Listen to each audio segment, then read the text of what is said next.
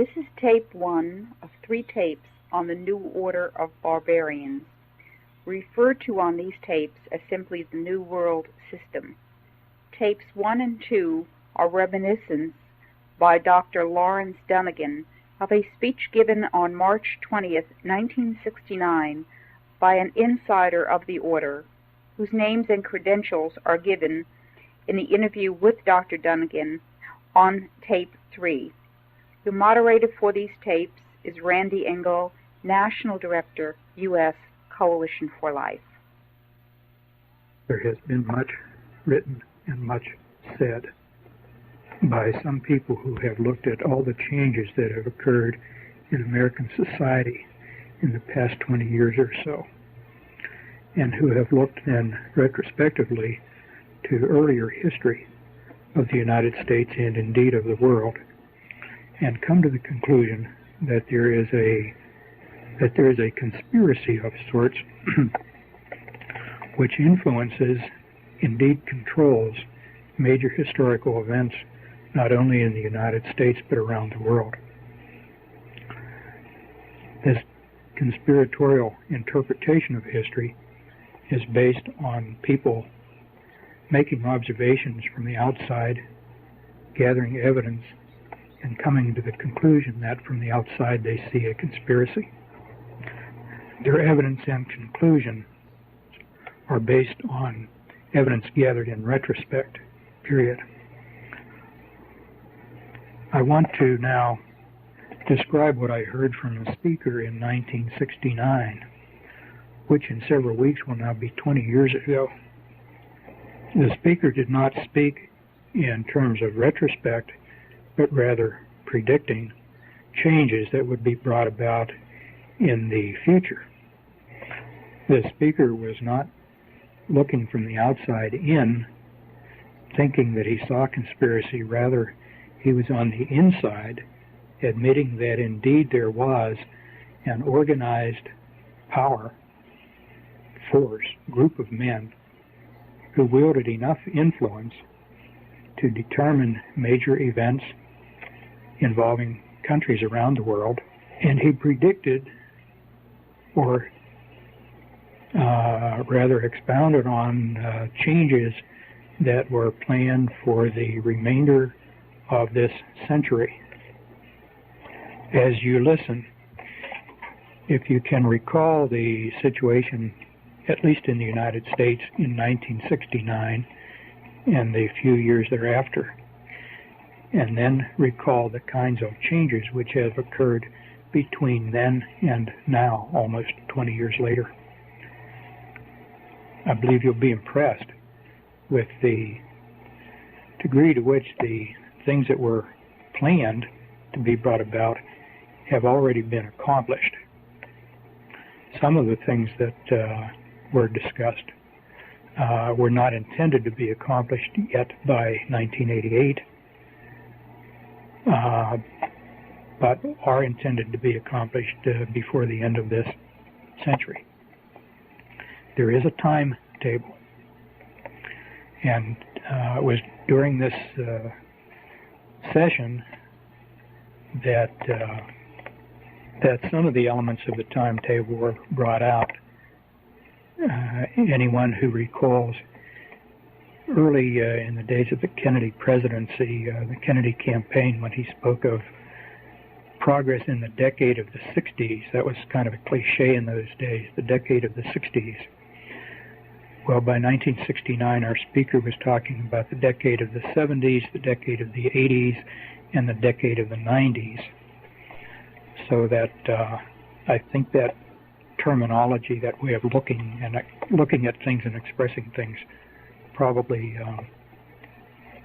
all comes from the same source. Prior to that time, I don't remember anybody saying the decade of the 40s and the decade of the 50s.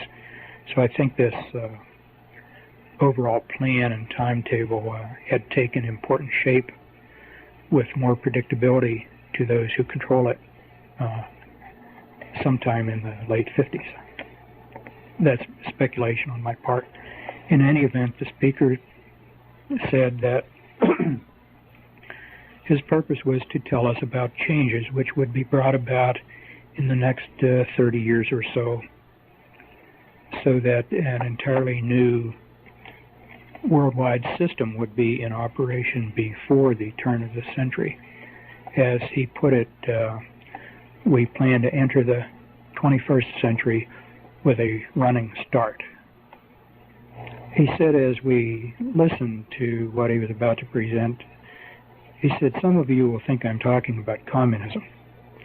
Well, what I'm talking about is much bigger than communism. At that time, he indicated there is much more cooperation between East and West than most people realize. In his introductory remarks, he commented that he was free to speak at this time. He would not have been able to say what he was about to say even a few years earlier, but he was free to speak at this time because now, and I'm quoting here, everything is in place and nobody can stop us now. That's the end of that quotation. He went on to say that most people don't understand how governments operate, and even people in high positions in governments, including our own, don't really understand how and where decisions are made. He went on to say that the people who really influence decisions are names that, for the most part, would be familiar to most of us, but he would not use individuals' names or names of any specific organizations. But that if he did, most of the people would be names that were recognized by most of his audience. He went on to say that they were not primarily people in public office, but people of prominence who were primarily known in their private occupations or private positions. His speaker was a doctor of medicine, a former professor at a large Eastern university, and he was addressing a group of doctors of medicine, about 80 in number. His name would not be widely recognized by anybody likely to hear this, and so there's no point in giving his name. The only purpose in recording this is that it may give a perspective to those who hear it regarding the changes which have already been accomplished in the past 20 years or so, and a bit of a preview to what at least some people are planning for the remainder of this century, so that we or they would enter the 21st century with a flying start. Some of us may not enter that century. His purpose in telling our group about these changes that were to be brought about was to make it easier for us to adapt to these changes. Indeed, as he quite accurately said, they would be changes that would be very surprising and in some ways difficult for people to accept, and he hoped that we, as sort of his friends, would make the adaptation more easily if we knew somewhat beforehand what to expect. Somewhere in the introductory remarks, he insisted that nobody have a tape recorder and that nobody take notes, which for a professor was a very remarkable kind of thing to expect from an audience. Something in his remarks suggested that there could be negative repercussions against him if it became widely known what he was about to say to our group, if it became widely known that indeed he had spilled the beans, so to speak. When I first heard that, I thought maybe that was sort of an ego trip, somebody enhancing his own importance. But as the revelations unfolded, I began to understand why he might have had some concern about not having it widely known what was said, although this was a fairly public forum where he was speaking. The remarks were delivered, but nonetheless he asked no notes be taken, no tape recorder be used, suggesting there might be some personal danger to himself if these revelations were widely publicized. Again, as the remarks began to unfold and some of the rather outrageous things that were said at that time, they certainly seemed outrageous, I made it a point to try to remember as much of what he said as I could, and during the subsequent weeks and months and years to connect my recollections to simple events around me, both to aid my memory for the future in case I wanted to do what I'm doing now, record this, and also to try to maintain a perspective on what would be developing if indeed it followed the predicted pattern, which it has. At this point, so that I don't forget to include it later, I'll just include some statements that were made from time to time throughout the presentation, just having a general bearing on the whole presentation. One of the statements was having to do with change. People get used, the statement was, people will have to get used to the idea of change. So used to change that they'll be expecting change. Nothing will be permanent. This often came out in the context of a society of where people seem to have no roots or moorings, but would be passively willing to accept change simply because that was all they had ever known. This was sort of in contrast to generations of people up until this time, where certain things you expect to be and remain in place as reference points for your life. So change was to be brought about, change was to be anticipated and expected and accepted, no questions asked. Another comment that was made from time to time during the presentation was, people are too trusting. People don't ask the right questions. Sometimes being too trusting was equated with being too dumb.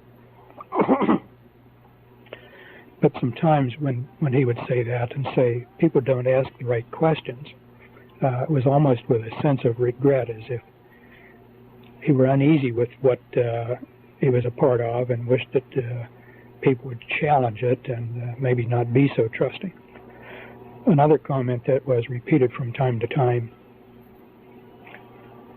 this particularly in relation to changing laws and customs and specific changes. He said everything has two purposes. One is the ostensible purpose, which will make it acceptable to people. And second is the real purpose, which would further the goals of establishing the new system and having it. Frequently he would say, there's no other way. There's just no other way. This seemed to come as sort of an apology, particularly when at the conclusion of describing some particularly offensive changes. For example, the promotion of drug addiction, which we'll get into shortly. He was very active with population control groups, the population control movement, and population control was really the entry point into specifics following the introduction. He said the population is growing too fast. Numbers of people living at any one time on the planet must be limited, or we will run out of space to live. We will outgrow our food supply, and we will overpollute the world with our waste. People won't be allowed to have babies just because they want to or because they are careless. Most families would be limited to 2. Some people would be allowed only 1, and the outstanding person or persons might be selected and allowed to have 3. But most people would allow to have only 2 babies. That's because the zero population growth is 2.1 children per completed family, so something like every 10th family might be allowed the privilege of the 3rd baby To me, up to this point, the word population control primarily connoted limiting the number of babies to be born. But this remark about what people would be allowed and then what followed made it quite clear that when you hear population control, that means more than just controlling births. It means control of every endeavor of the entire world population. A much broader meaning to that term than I had ever attached to it before hearing this. As you listen and reflect back on some of the things you hear, you will begin to recognize how one aspect dovetails with other aspects in terms of controlling human endeavors. Well, from population control, a natural next step then was sex. He said sex must be separated from reproduction. Sex is too pleasurable and the urges are too strong to expect people to give it up. Chemicals in food and in the water supply to reduce the sex drive are not practical. The strategy then would be not to diminish sex activity, but to increase sex activity, but in such a way that people won't be having babies. And the first consideration then here was contraception. Contraception would be very strongly encouraged, and it would be connected so closely in people's minds with sex that they would automatically think contraception when they were thinking or preparing for sex. And contraceptives would be made universally available. Nobody wanting contraception would be find that they were unavailable. Contraceptives would be displayed much more prominently in drugstores and right up with the cigarettes and the chewing gum out in the open rather than hidden under the counter where people would have to ask for them and maybe be embarrassed.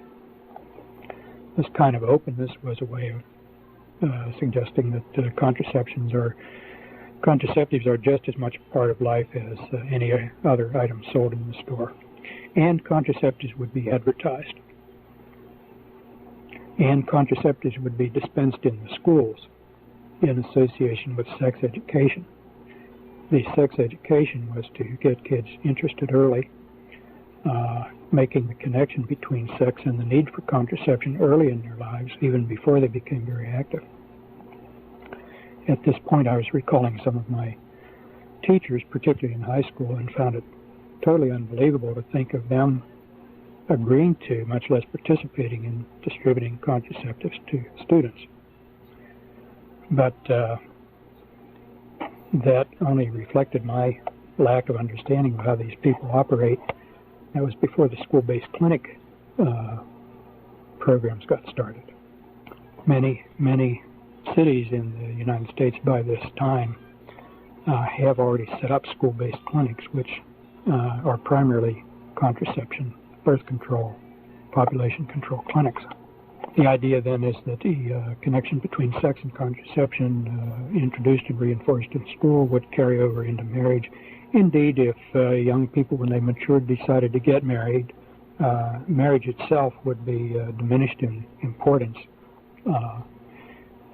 He indicated some recognition that most people probably would want to be married, but that this certainly would not be any longer considered to be necessary for sexual activity. No surprise then that the next item was abortion, and this now back in 1969, 4 years before Roe v. Wade. He said abortion will no longer be a crime. Abortion would be accepted as normal and would be paid for by taxes for people who could not pay for their own abortions. Contraceptives would be made available by tax money so that nobody would have to do without contraceptives. If school sex programs would lead to more pregnancies in children, that was really seen as no problem. Parents who think they are opposed to abortion on moral or religious grounds will change their minds when it is their own child who is pregnant. So this will help overcome opposition to abortion. Before long, only a few diehards will still refuse to see abortion as acceptable, and they won't matter anymore. Homosexuality also was to be encouraged. People will be given permission to be homosexuals. That's the way it was stated. They won't have to hide it. And elderly people will be encouraged to continue to have active sex lives into their very old ages as long as they can. Everyone will be given permission to have sex to enjoy however they want. Anything goes. This is the way it was put. And I remember thinking how arrogant for this individual or whoever he represents to feel that they can give or withhold permission for people to do things. But that was the terminology that was used. In this regard, clothing was mentioned. Clothing styles would be made more stimulating and provocative. Recall back in 1969 was the time of the miniskirt, when those miniskirts were very, very high and very revealing. He said it's not just the amount of skin that is exposed that makes clothing sexually seductive, but other more subtle things are often more suggestive.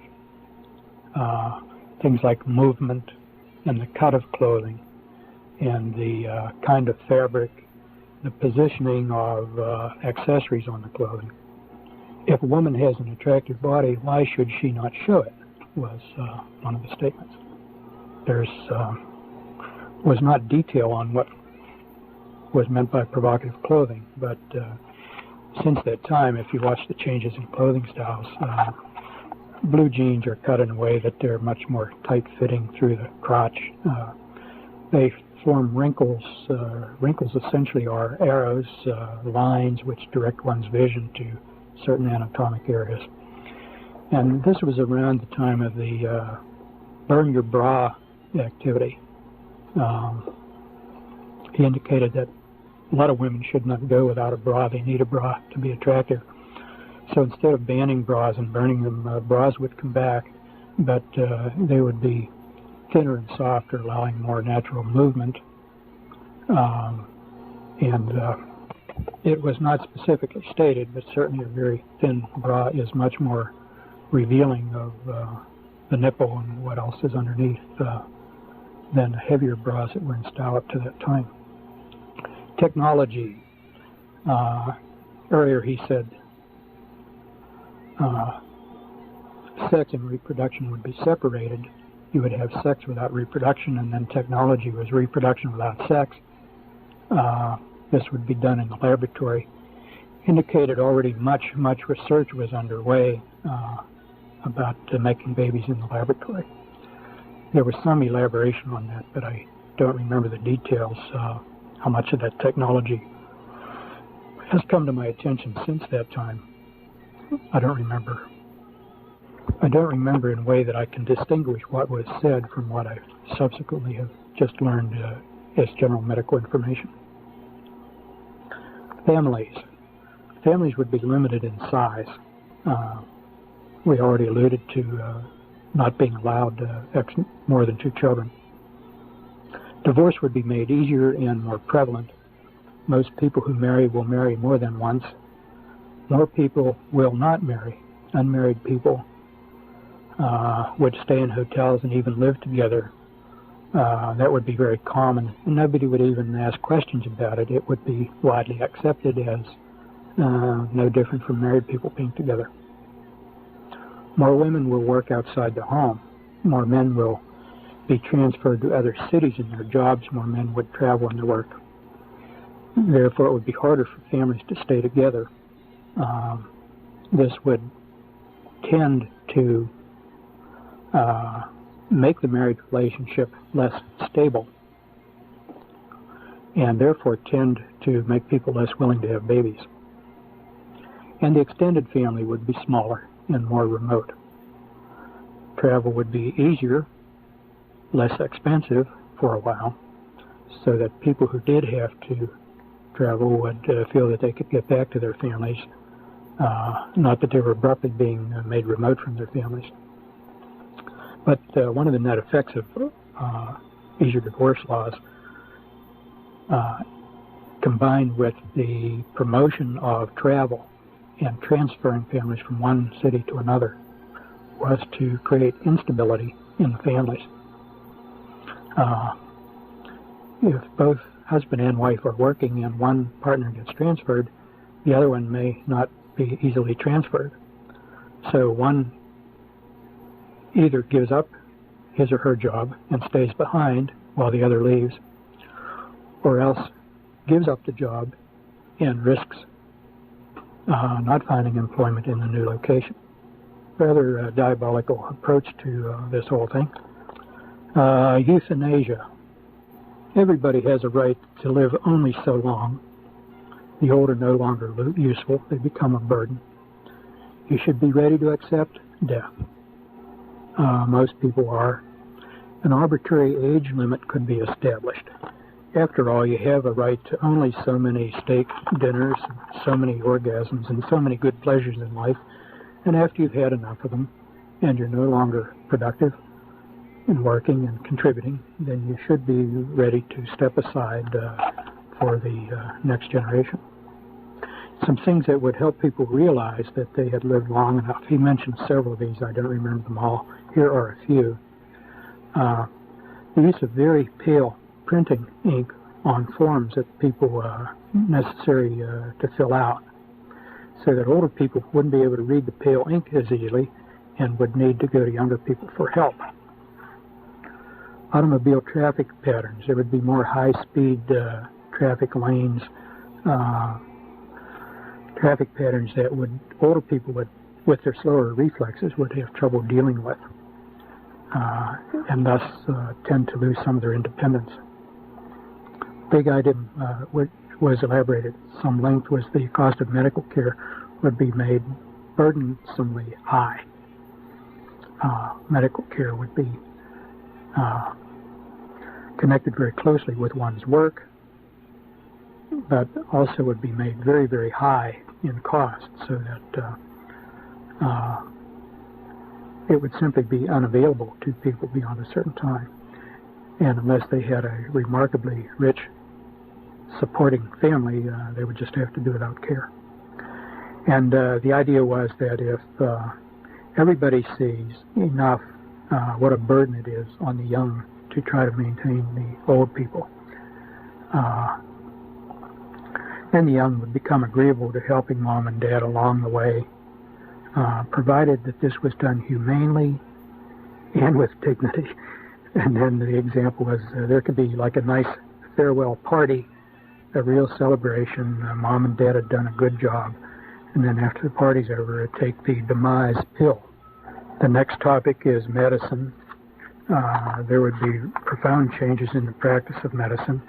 Overall, medicine would be much more tightly controlled. The observation was made, Congress is not going to go along with national health insurance that in 1969 he said is now abundantly evident, but it's not necessary. We have other ways to control health care. These will come about more gradually, but all health care delivery would come under tight control. Medical care would be closely connected to work. If you don't work or can't work, you won't have access to medical care. The days of hospitals giving away free care would gradually wind down until that was virtually non-existent. Costs would be forced up so that people won't be able to afford to go without insurance. People pay. You pay for it, you're entitled to it. It was only subsequently that I began to realize the extent to which you would not be paying for it. Your medical care would be paid for by others, and therefore you would gratefully accept on bended knee what was offered to you as a privilege. Your role being responsible for your own care would be diminished. As an aside here, this is not something that was developed at that time. I didn't understand at the time. But as an aside, the way this works, everybody's made dependent on insurance. And if you don't have insurance and you pay directly, the cost of your care is enormous. The insurance company, however, paying for your care does not pay that same amount. If you are charged, say, $600 for the use of an operating room, the insurance company does not pay $600 on your part. They pay $300 or $400. And that differential in billing has the desired effect. It enables the insurance company to pay for that which you could never pay for. They get a discount that's unavailable to you. When you see your bill, you're grateful that the insurance company can do that, and in this way you are dependent and virtually required to have insurance. The whole billing is fraudulent. Anyhow, continuing on now, access to hospitals would be tightly controlled. Identification will be needed to get into the building. Security in and around hospitals would be established and gradually increased so that nobody without identification could get in or move around inside the building. Theft of hospital equipment, things like typewriters and microscopes and so forth, would be allowed, and exaggerated, reports of it would be exaggerated, so that this would be the excuse needed to establish the need for strict security until people got used to it. And anybody moving about in a hospital would be required to wear an identification badge with a photograph and telling why he was there, employee or lab technician or visitor or whatever. And this is to be brought in gradually, getting everybody used to the idea of identifying themselves until it was just accepted. This need for ID to move about would start in small ways, hospitals, some businesses, but gradually expand to include everybody in all places. It was observed that hospitals can be used to confine people for the treatment of criminals. This did not mean necessarily medical treatment. At that time, I did not know the word psycho prison, as in the Soviet Union, but without trying to recall all the details, basically it was describing the use of hospitals both for treating the sick and for confinement of criminals for reasons other than the medical well-being of the criminal. Definition of criminal was not given. The image of the doctor would change. No longer would he be seen as an individual professional in service to individual patients, but the doctor would be gradually recognized as a highly skilled technician, and his job would change. The job is to include things like executions by lethal injection. The image of the doctor as being a powerful, independent person would have to be changed. And he went on to say, doctors that make entirely too much money, they should advertise like any other product. Lawyers would be advertising too.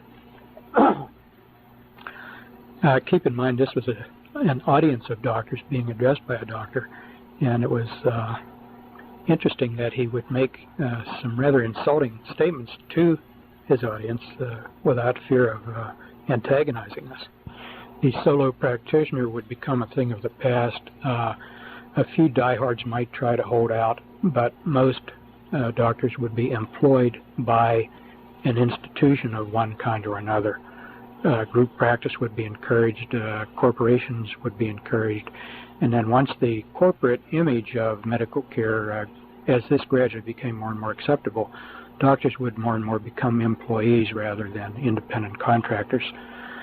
And along with that, of course, unstated but necessary, is the employee serves his employer, not his patient. So that's, and we've already seen quite a lot of that in the last 20 years, and apparently more on the horizon.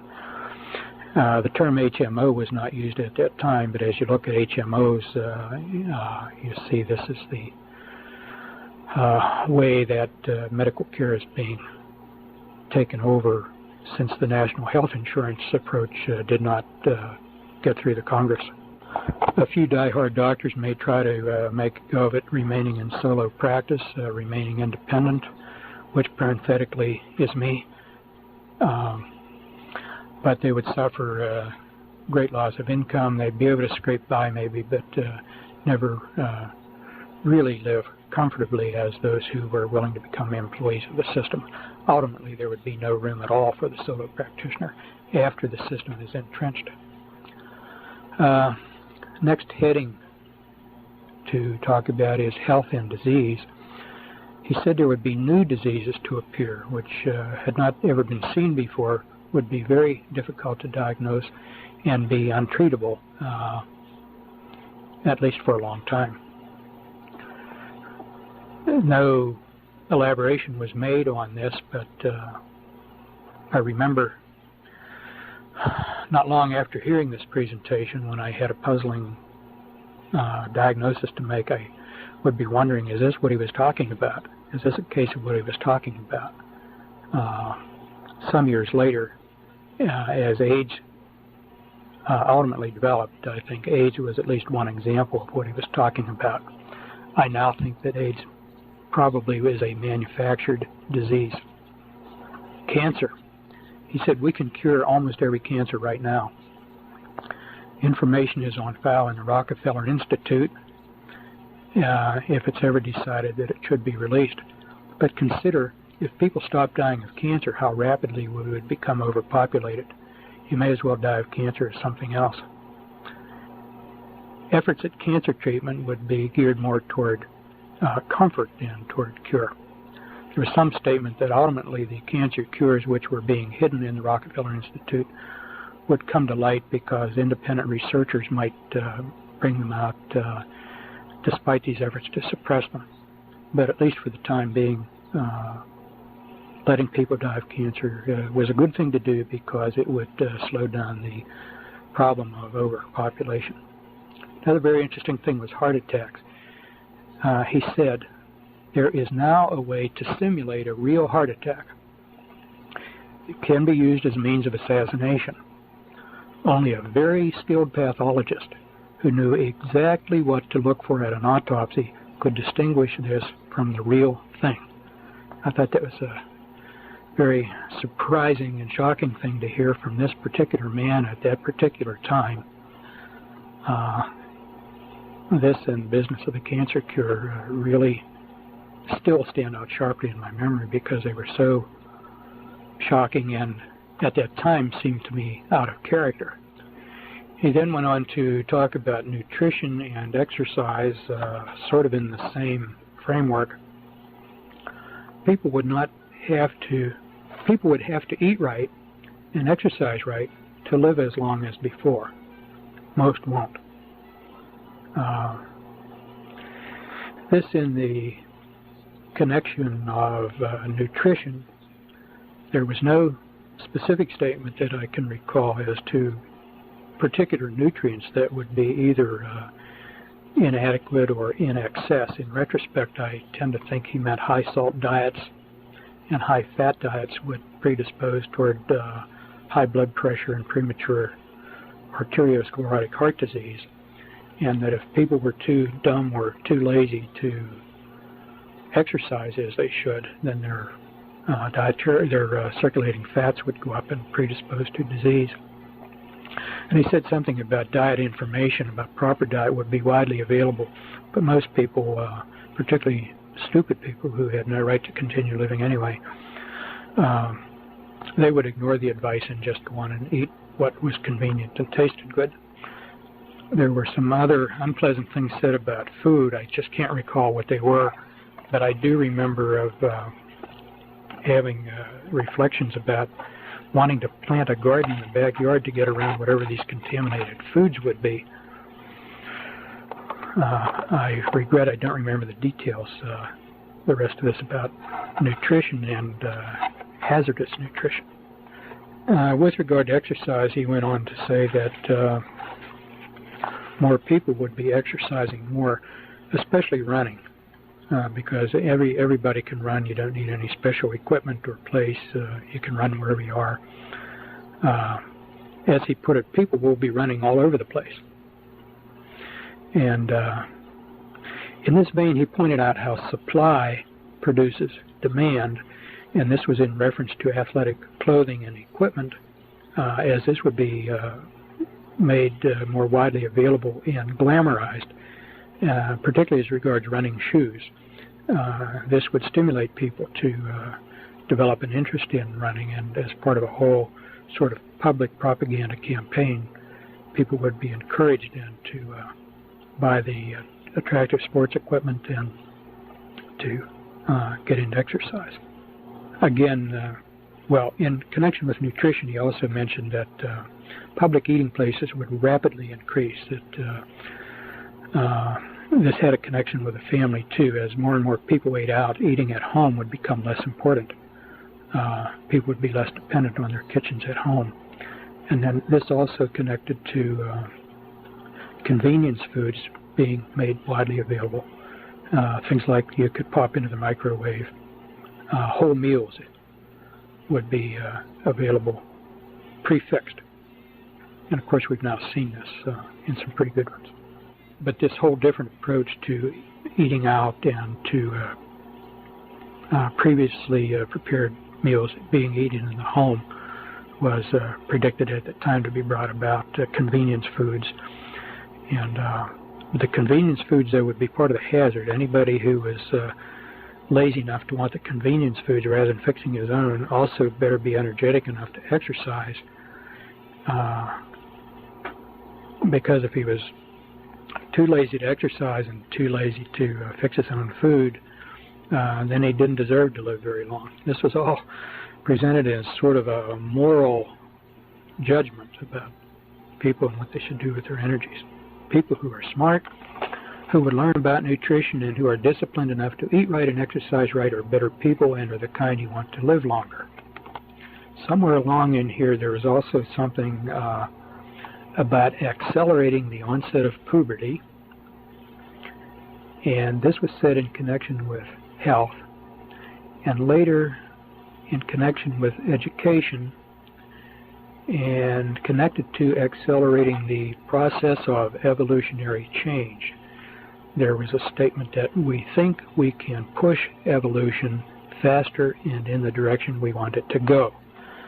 I remember this only as a general statement. I don't recall if any details were given beyond that. Another area of discussion was religion. This is an avowed atheist speaking. And he said, religion is not necessarily bad. A lot of people seem to need religion with its mysteries and rituals, so they will have religion. But the major religions of today have to be changed because they are not compatible with the changes to come. The old religions will have to go, especially Christianity. Once the Roman Catholic Church is brought down, the rest of Christianity will follow easily. Then a new religion can be accepted for use all over the world. It will incorporate something from all of the old ones to make it more easy for people to accept it and feel at home in it. Most people won't be too concerned with religion. They will realize that they don't need it. In order to do this, the Bible will be changed. It will be rewritten to fit the new religion. Gradually, key words will be replaced with new words having various shades of meaning. Then the meaning attached to the new word can be close to the old word, and as time goes on, other shades of meaning of that word can be emphasized, and then gradually that word replaced with another word. I don't know if I'm making that clear, but the idea is that everything in Scripture need not be rewritten, just key words replaced by other words, and the variability in meaning attached to any word can be used as a tool to change the entire meaning of Scripture and therefore make it acceptable to this new religion. Most people won't know the difference, and this is another one of the times where he said the few who do notice the difference won't be enough to matter. Then followed one of the most surprising statements of the whole presentation. He said, some of you probably think the churches won't stand for this. And he went on to say, the churches will help us. There was no elaboration on this. It was unclear just what he had in mind when he said the churches will help us. In retrospect, I think some of us now can understand what he might have meant at that time. I recall then only of thinking, no, they won't, and remembering our Lord's words where he said to Peter, thou art Peter, and upon this rock I will build my church, and the gates of hell will not prevail against it.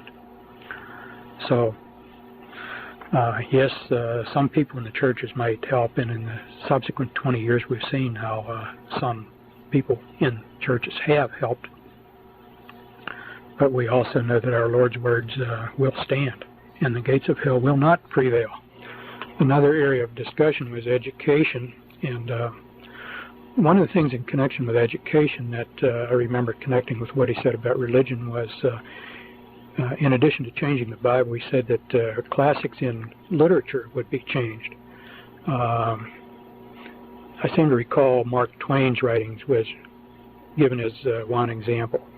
But he said the casual reader reading a revised version of a classic would never even suspect there was any change, and somebody would have to go through word by word to even recognize that any change was made in these classics. The changes would be so subtle, but the changes would be such as to promote the acceptability of the new system.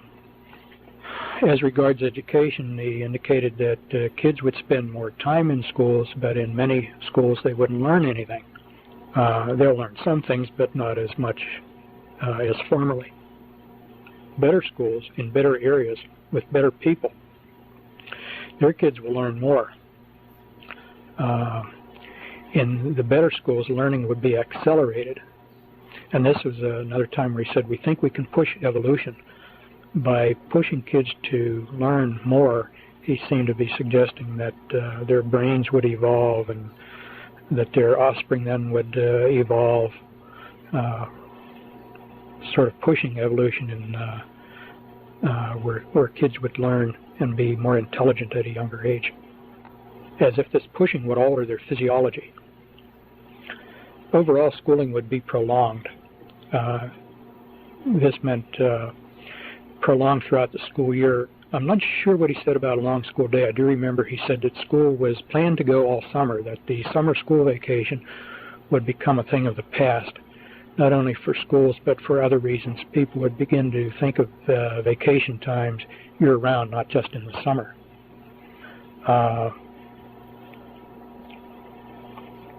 For most people, it would take longer to complete their education. To get what originally had been in a bachelor's program would now require advanced degrees and more schooling. So that a lot of school time would be just wasted time. Good schools would become more competitive. I inferred when he said that he was including all schools, elementary up through college, but I don't recall whether he said that. Students would have to decide at a younger age what they would want to study and get onto their track early if they would qualify. It would be harder to change to another field of study once you got started. Studies would be concentrated in much greater depth, but narrowed. You wouldn't have access to material in other fields outside your own area of study without approval. This seemed to be more, where he talked about limited access to other fields. I seem to recall that as being more at the college level, high school and college level perhaps. People would be very specialized in their own area of expertise, but they won't be able to get a broad education and won't be able to understand what is going on overall. He was already talking about computers in education, and at that time he said anybody who wanted computer access or access to books that were not directly related to their field of study would have to have a very good reason for so doing, otherwise access would be denied. Another angle was that the schools would become more important in people's overall life. Kids, in addition to their academics, would have to get into school activities unless they wanted to feel completely out of it. But spontaneous activities among kids, the thing that came to my mind when I heard this was sandlot football and sandlot baseball teams that we worked up as kids growing up. I said to kids wanting any activities outside of school would be almost forced to get them through the school. There would be few opportunities outside. Now, the pressures of the accelerated academic program and accelerated demands where kids would feel they had to be part of something one or another athletic club or some school activity. These pressures he recognized would cause some students to burn out. He said the smartest ones will learn how to cope with the pressures and to survive.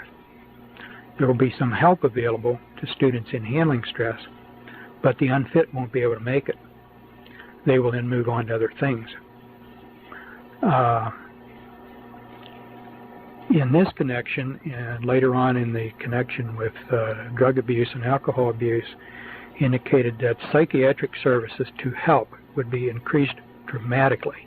In all the pushing for achievement, it was recognized that many people would need help, and the people worth keeping around would be able to accept and benefit from that help and still be super achievers.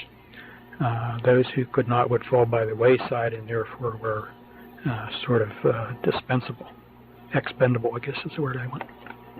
Education would be lifelong. Adults would be going to school. There will always be new information that adults must have to keep up. When you can't keep up anymore, you're too old. This was another way of letting older people know that the time had come for them to move on and take the demise pill. If you got too tired to keep up with your education, you got too old to learn new information, then this was a signal you begin to prepare to get ready to step aside.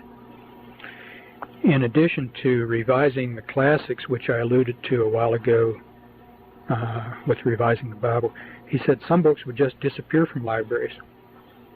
This was in the vein that some books contain information or contain ideas that should not be kept around, and therefore those books would disappear. I don't remember exactly if he said how this was to be accomplished, but I seem to recall carrying away the idea that this would include thefts, that certain people would be designated to go to certain libraries and pick up certain books and just get rid of them.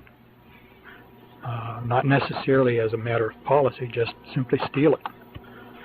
Further down the line, not everybody will be allowed to own books, and some books nobody will be allowed to own. Another area of discussion was laws that would be changed. At that time, a lot of states had blue laws about Sunday sales and certain Sunday activities. They said the blue laws would all be repealed. Gambling laws would be repealed or relaxed so that gambling would be increased. Indicated then that governments would get into gambling. We've had a lot of state lotteries pop up around the country since then, and at the time we were already being told that would be the case. Why should all that gambling money be kept in private hands when the state could benefit from it, was the rationale behind it. But people should be able to gamble if they want to, so it would become a civil activity rather than a private or illegal activity. Bankruptcy laws would be changed. I don't remember the details, but just that they would be, and I know subsequent to that time they have been. Antitrust laws would be changed or be interpreted differently, or both. In connection with the changing antitrust laws, there was some statement that, in a sense, competition would be increased, but this would be increased competition within otherwise controlled circumstances. So it's not a free competition. I recall having the impression that it was like competition, but within members of a club. There would be nobody outside the club who would be able to compete. Sort of like teams competing within a professional sports league. If you're in the NFL or the American or National Baseball leagues, you compete within the league, but the league is all in agreement on what the rules of competition are. Not a really free competition. Drug use would be increased, alcohol abuse would be increased, and law enforcement efforts against drugs would be increased. On first hearing that, it sounded like a contradiction. Why increase drug abuse and simultaneously increase law enforcement against drug abuse? But the idea is that in part, the increased availability of drugs would provide a sort of law of the jungle, whereby the weak and the unfit would be selected out. There was a statement made at that time, before the earth was overpopulated, there was a law of the jungle where only the fittest survived. You had to be able to protect yourself against the elements and wild animals and disease, and if you were fit, you survived. But now that we've become so civilized, we're over-civilized, and the unfit are able to survive only at the expense of those who are more fit. And the abuse of drugs then would restore, in a certain sense, the law of the jungle and selection of the fittest for survival. News about drug abuse and law enforcement efforts would tend to keep drugs in the public consciousness and would also tend to reduce this unwarranted American complacency that the world is a safe place and a nice place. The same thing would happen with alcohol. Alcohol abuse would be both promoted and demoted at the same time. The vulnerable and the weak would respond to the promotions and therefore use and abuse more alcohol. Drunk driving would become more of a problem, and stricter rules about driving under the influence would be established so that more and more people would lose their privilege to drive. This also had connection with something we'll get to later about overall restrictions on travel. Not everybody should be free to travel the way they do now in the United States. People don't have a need to travel that way. It's a privilege, was kind of the high-handed way it was put. Again, much more in the way of psychological services would be made available to help those who got hooked on drugs and alcohol. The idea being that in order to promote this drug and alcohol abuse, to screen out some of the unfit, people who otherwise are pretty good also would be subject to getting hooked. And if they were really worth their salt, they would have enough sense to seek psychological counseling and to benefit from it. So this was presented as sort of a redeeming value on the part of the planners. It was as if he were saying, you think we're bad in promoting these evil things, but look how nice we are. We're also providing a way out. More jails would be needed. Hospitals could serve as jails. Some new hospital construction would be designed so as to make them adaptable to jail-like use. This is tape number 2 on the New Order of Barbarians. Change. Nothing is permanent. Streets would be rerouted, renamed. Areas you had not seen in a while then would become unfamiliar. Among other things, this would contribute to older people feeling that it was time to move on. People would feel they couldn't even keep up now with the changes in areas that were once familiar. Vacant buildings would be left to stand empty and to deteriorate, and streets would be allowed to deteriorate in certain localities. The purpose of this was to provide the jungle a depressed atmosphere for the unfit.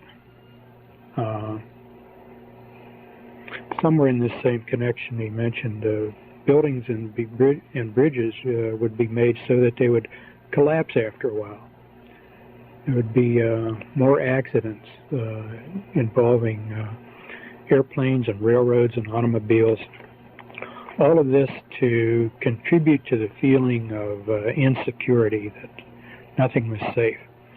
Not too long after this presentation, and I think one or two even before, in the area where I live, we had some newly constructed bridge to break, another newly constructed bridge defect discovered before it broke, and I remember reading just scattered incidents around the country where shopping malls would fall in right where they were filled with shoppers.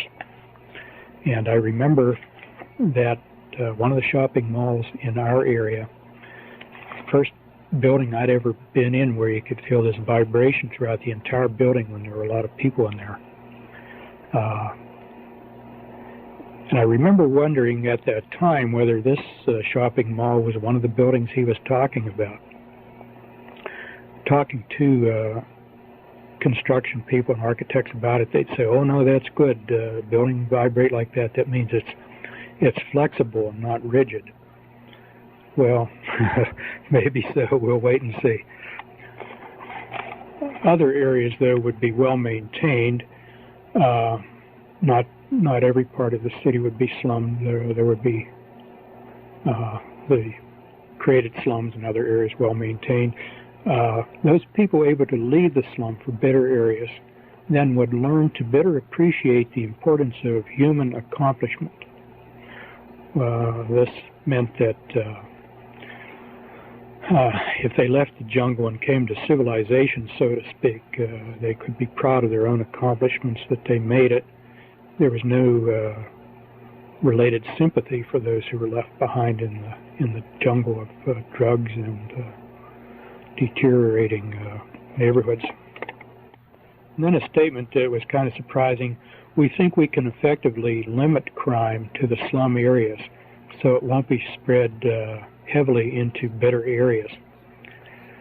I should maybe point out here, these are obviously not word-for-word quotations after 20 years, but where I say that I'm quoting, I'm giving the general drift of what was said close to word for word, perhaps not precisely so.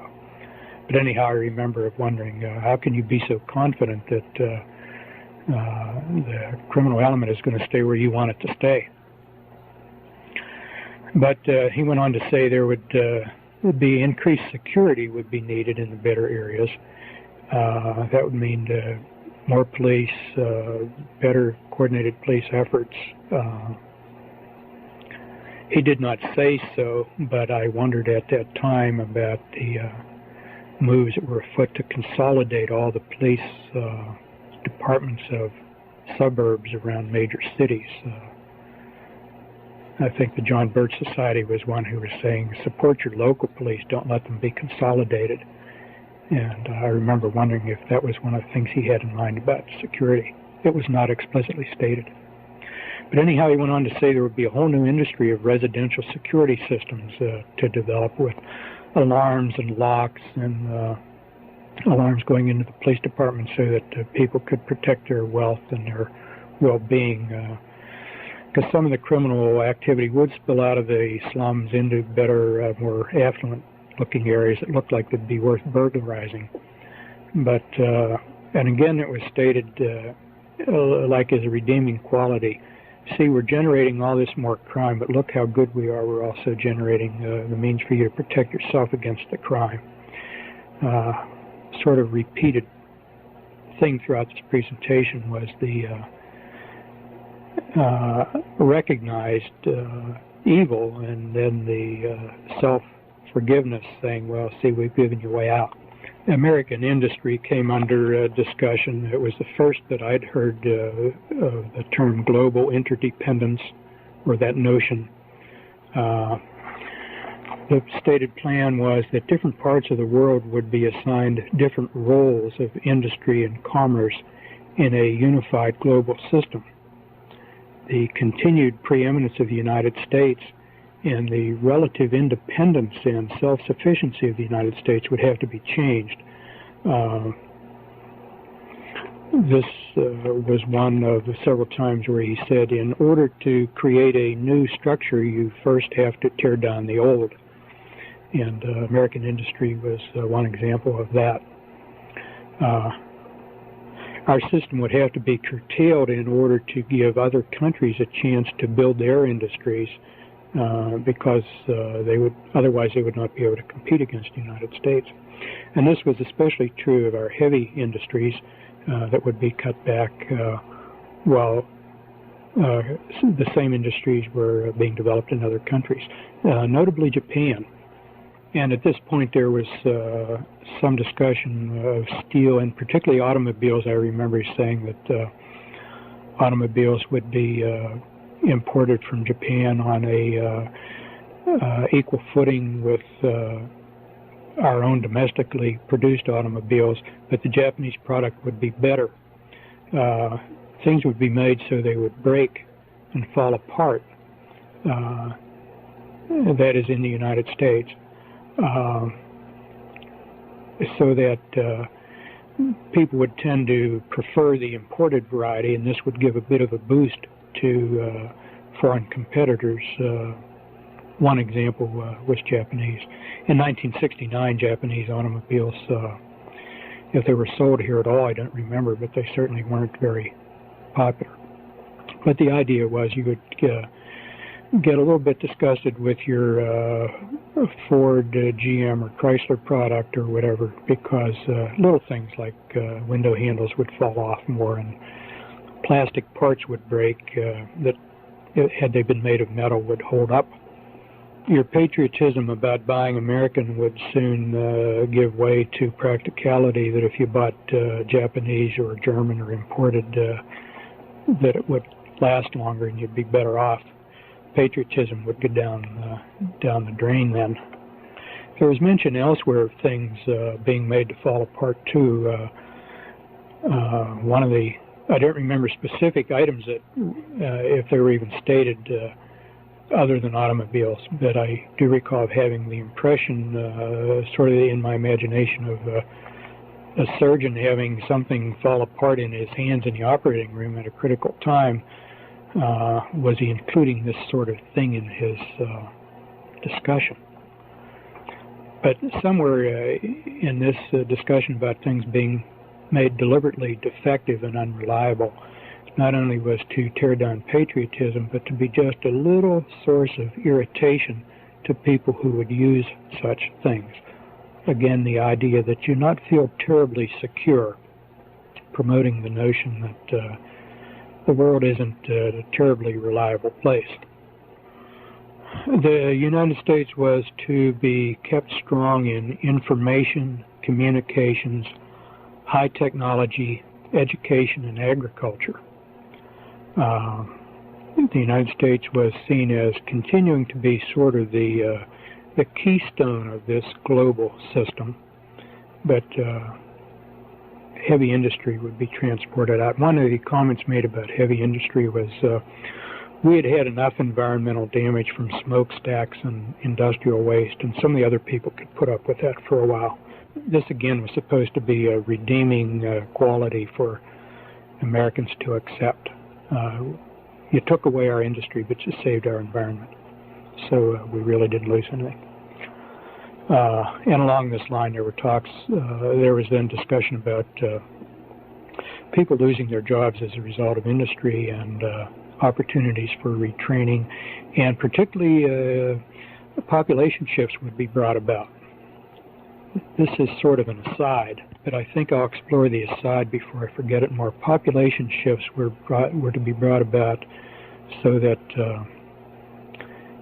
people would be tending to move into the Sun Belt. There would be sort of people without roots in their new locations, and traditions are easier to change in a place where there are a lot of transplanted people as compared to trying to change traditions in a place where people grew up and had an extended family where they had roots. Things like new medical care systems, if you pick up from Northeast Industrial City and you transplant yourself to the South, Sun Belt, or Southwest, you'll be more accepting of whatever kind of, for example, controlled medical care you find there than you would accept a change in the medical care system where you had roots and the support of your family. Also in this vein, it was mentioned that he used the plural personal pronoun we. We take control first of the port cities, New York, San Francisco, Seattle. The idea being that this is a piece of strategy, the idea being that if you control the port cities with your philosophy and your way of life, the heartland in between has to yield.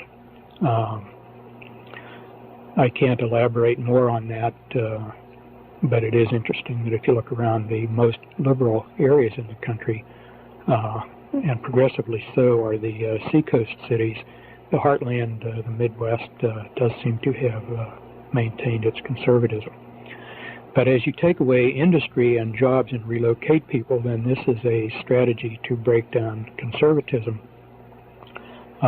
When you take away industry and people are unemployed and poor, they will accept whatever change seems to offer them survival, and their morals and their commitment to things will all give way to survival. That's not my philosophy, that's the speaker's philosophy. Anyhow, going back to industry, some heavy industry would remain just enough to maintain sort of a seed bed of industrial skills, which could be expanded if the plan didn't work out as it was intended, so that the country would not be devoid of assets and skills. But this was just sort of a contingency plan. It was hoped and expected that the worldwide specialization would be carried on. But perhaps repeating myself, but one of the upshots of all of this is that with this global interdependence, then national identities would tend to be de-emphasized. Each area dependent on every other area for one or another elements in its life. We would all become citizens of the world rather than citizens of any one country. And along these lines, then we can talk about sports. Sports in the United States was to be changed in part as a way of de-emphasizing nationalism. Soccer, a worldwide sport, was to be emphasized and pushed in the United States. And this was of interest because in this area, the game of soccer was virtually unknown at that time. I had a few friends who attended an elementary school other than the one I attended where they played soccer at their school, and they were a real novelty. This was back in the 50s. So to hear this man speak of soccer in this area was kind of surprising. But anyhow, soccer is seen as an international sport and would be promoted, and the traditional sport of American baseball would be de-emphasized and possibly eliminated. Eliminated because it might be seen as too American. And he discussed how eliminating this, one's first reaction might be, well, you pay the players poorly and they don't want to play for poor pay, so they give up baseball and either go into some other sport or some other activity. But he said that's really not how it works. Actually, the way to break down the baseball would be to make the salaries go very high. And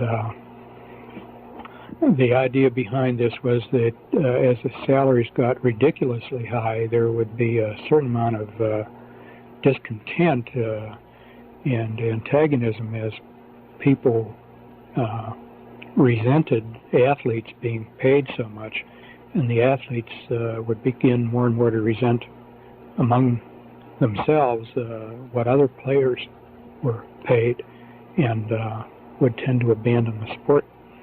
And these high salaries then also could break the owners and alienate the fans.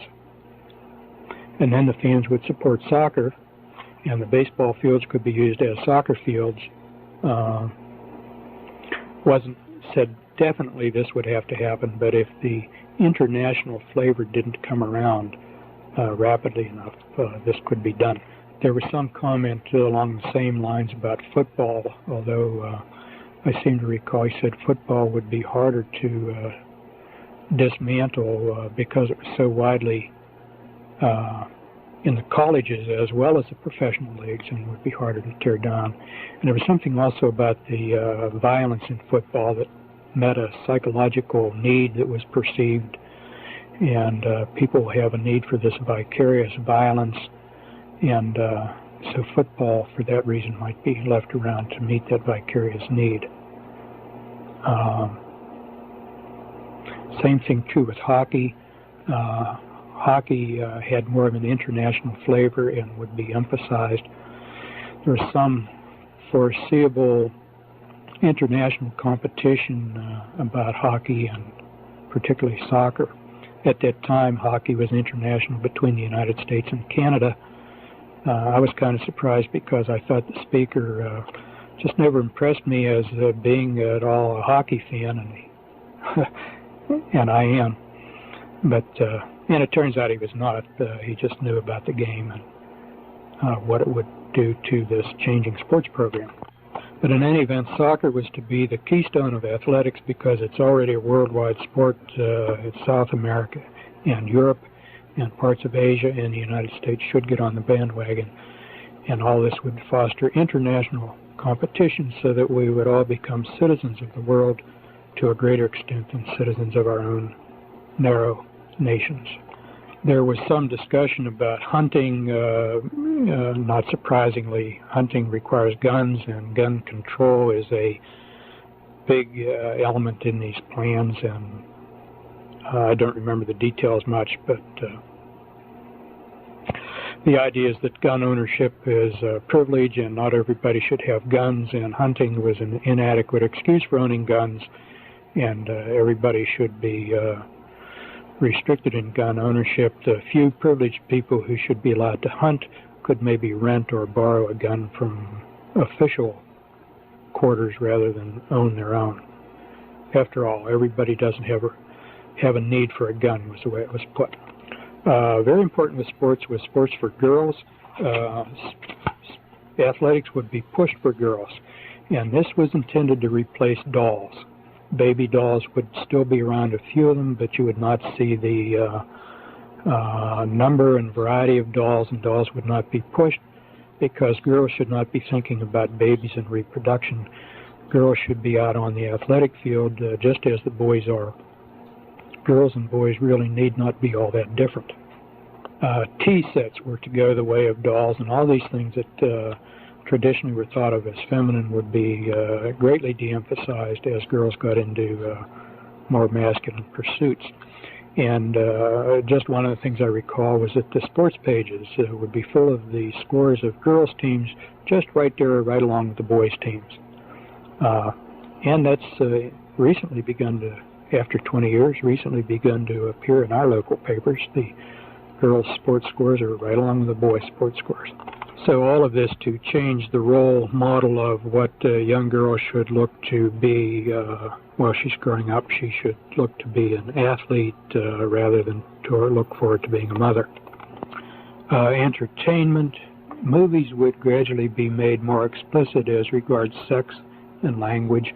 After all, sex and rough language are real, and why pretend that they are not? There would be pornographic movies in the theaters, on television, and VCRs were not around at that time, but it indicated that these cassettes would be available, and video cassette players would be available for use in the home, and pornographic movies would be available on these VCRs as well as in the neighborhood theater and on your television. It said something like people, you'll see people in the movies doing everything you can think of.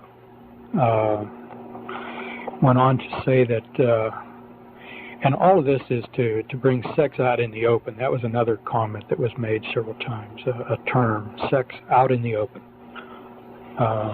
Violence would be made more graphic. This was intended to desensitize people to violence.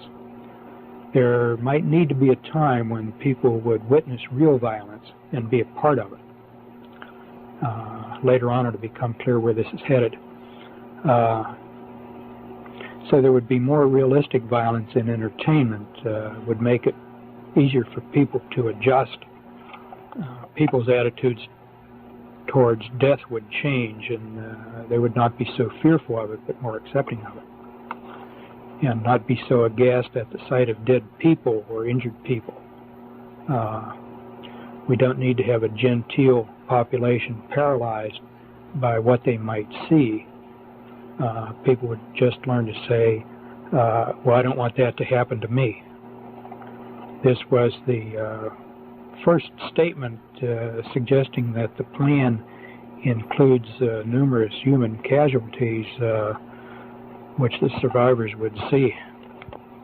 This particular aspect of the presentation came back in my memory very sharply a few years later when a movie about the Lone Ranger came out, and I took my very young son to see it, and early in the movie were some very violent scenes. One the victim's shot in the forehead, and there was sort of a splat where the bullet entered his forehead and some blood. And I remember regretting that I took my son, and remember of feeling anger toward the doctor who spoke. Not that he made the movie, but he agreed to be part of this movement, and I was repelled by the movie, and it brought back this aspect of his presentation very sharply in my memory.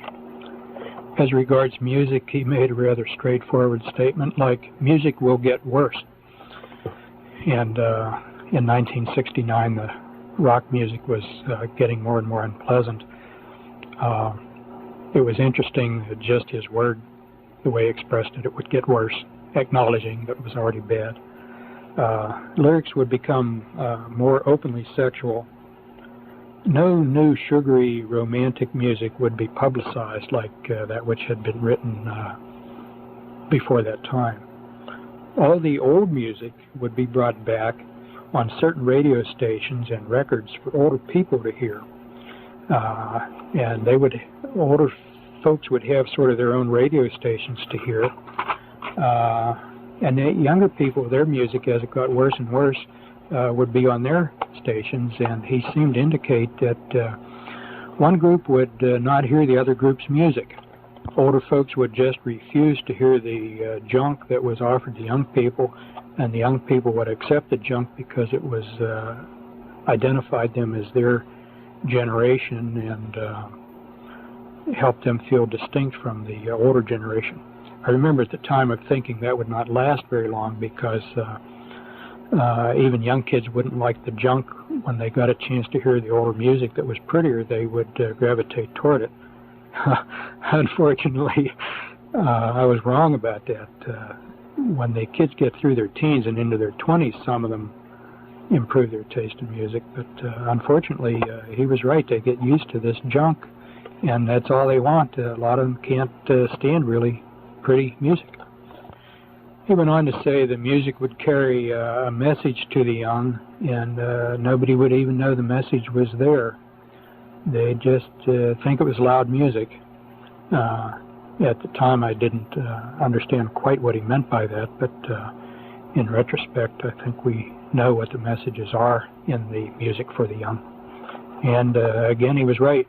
This aspect was sort of summarized with a notion that entertainment would be a tool to influence young people, won't change the older people. They're already set in their ways.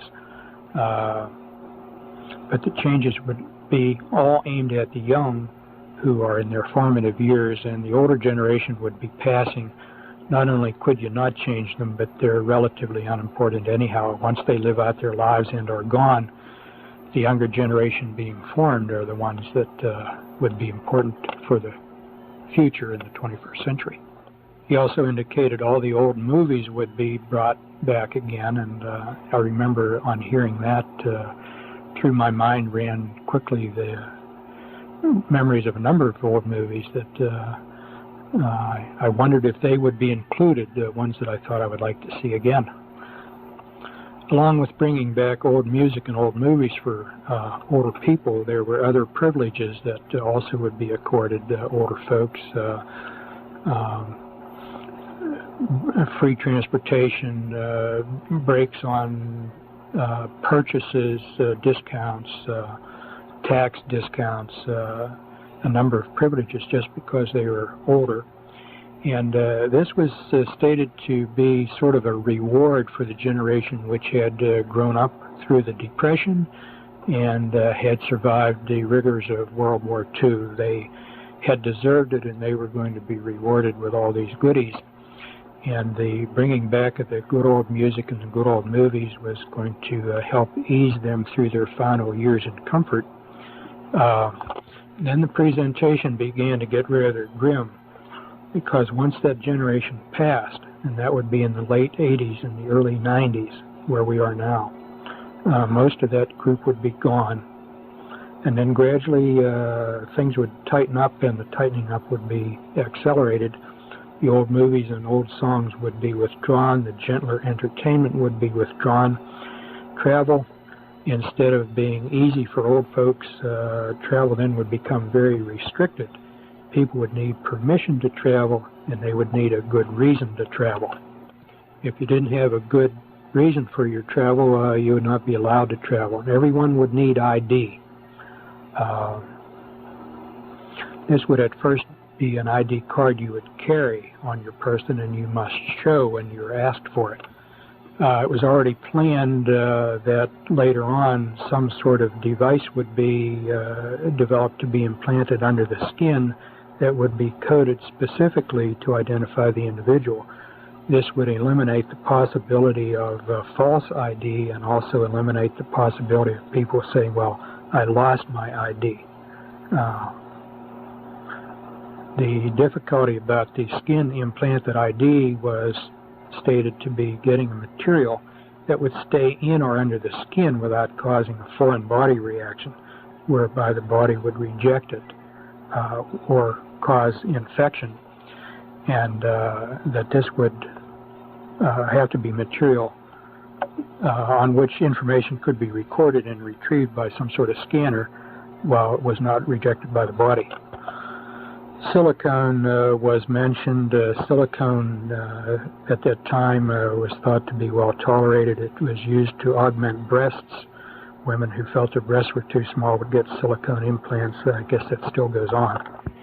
In any event, silicone was seen at that time as the promising material to do both, to be retained in the body without rejection and to be able to retain information retrievable by electronic means. Food. Food supply would come under tight control. If population growth didn't slow down, food shortages could be created in a hurry, and people would realize the dangers of overpopulation. Ultimately, whether the population slows down or not, though, the food supply is to be brought under centralized control so that people would have enough to be well nourished, but they would not have enough to support any fugitive from the new system. In other words, if you had a friend or relative who didn't sign on, and growing one's own food would be outlawed. This would be done under some sort of pretext. In the beginning, I mentioned there were two purposes for everything. One, the ostensible purpose, and two, the real purpose. And an ostensible purpose here would be that growing your own vegetables was unsafe, it would spread disease or something like that. So the acceptable idea was to protect the consumer, but the real idea is to limit the food supply, and growing your own food would be illegal. And if you persist in illegal activities like growing food, then you're a criminal. There was a mention then of weather, W-E-A-T-H-E-R. This was another really striking statement. He said, we can, or soon will be able to control the weather.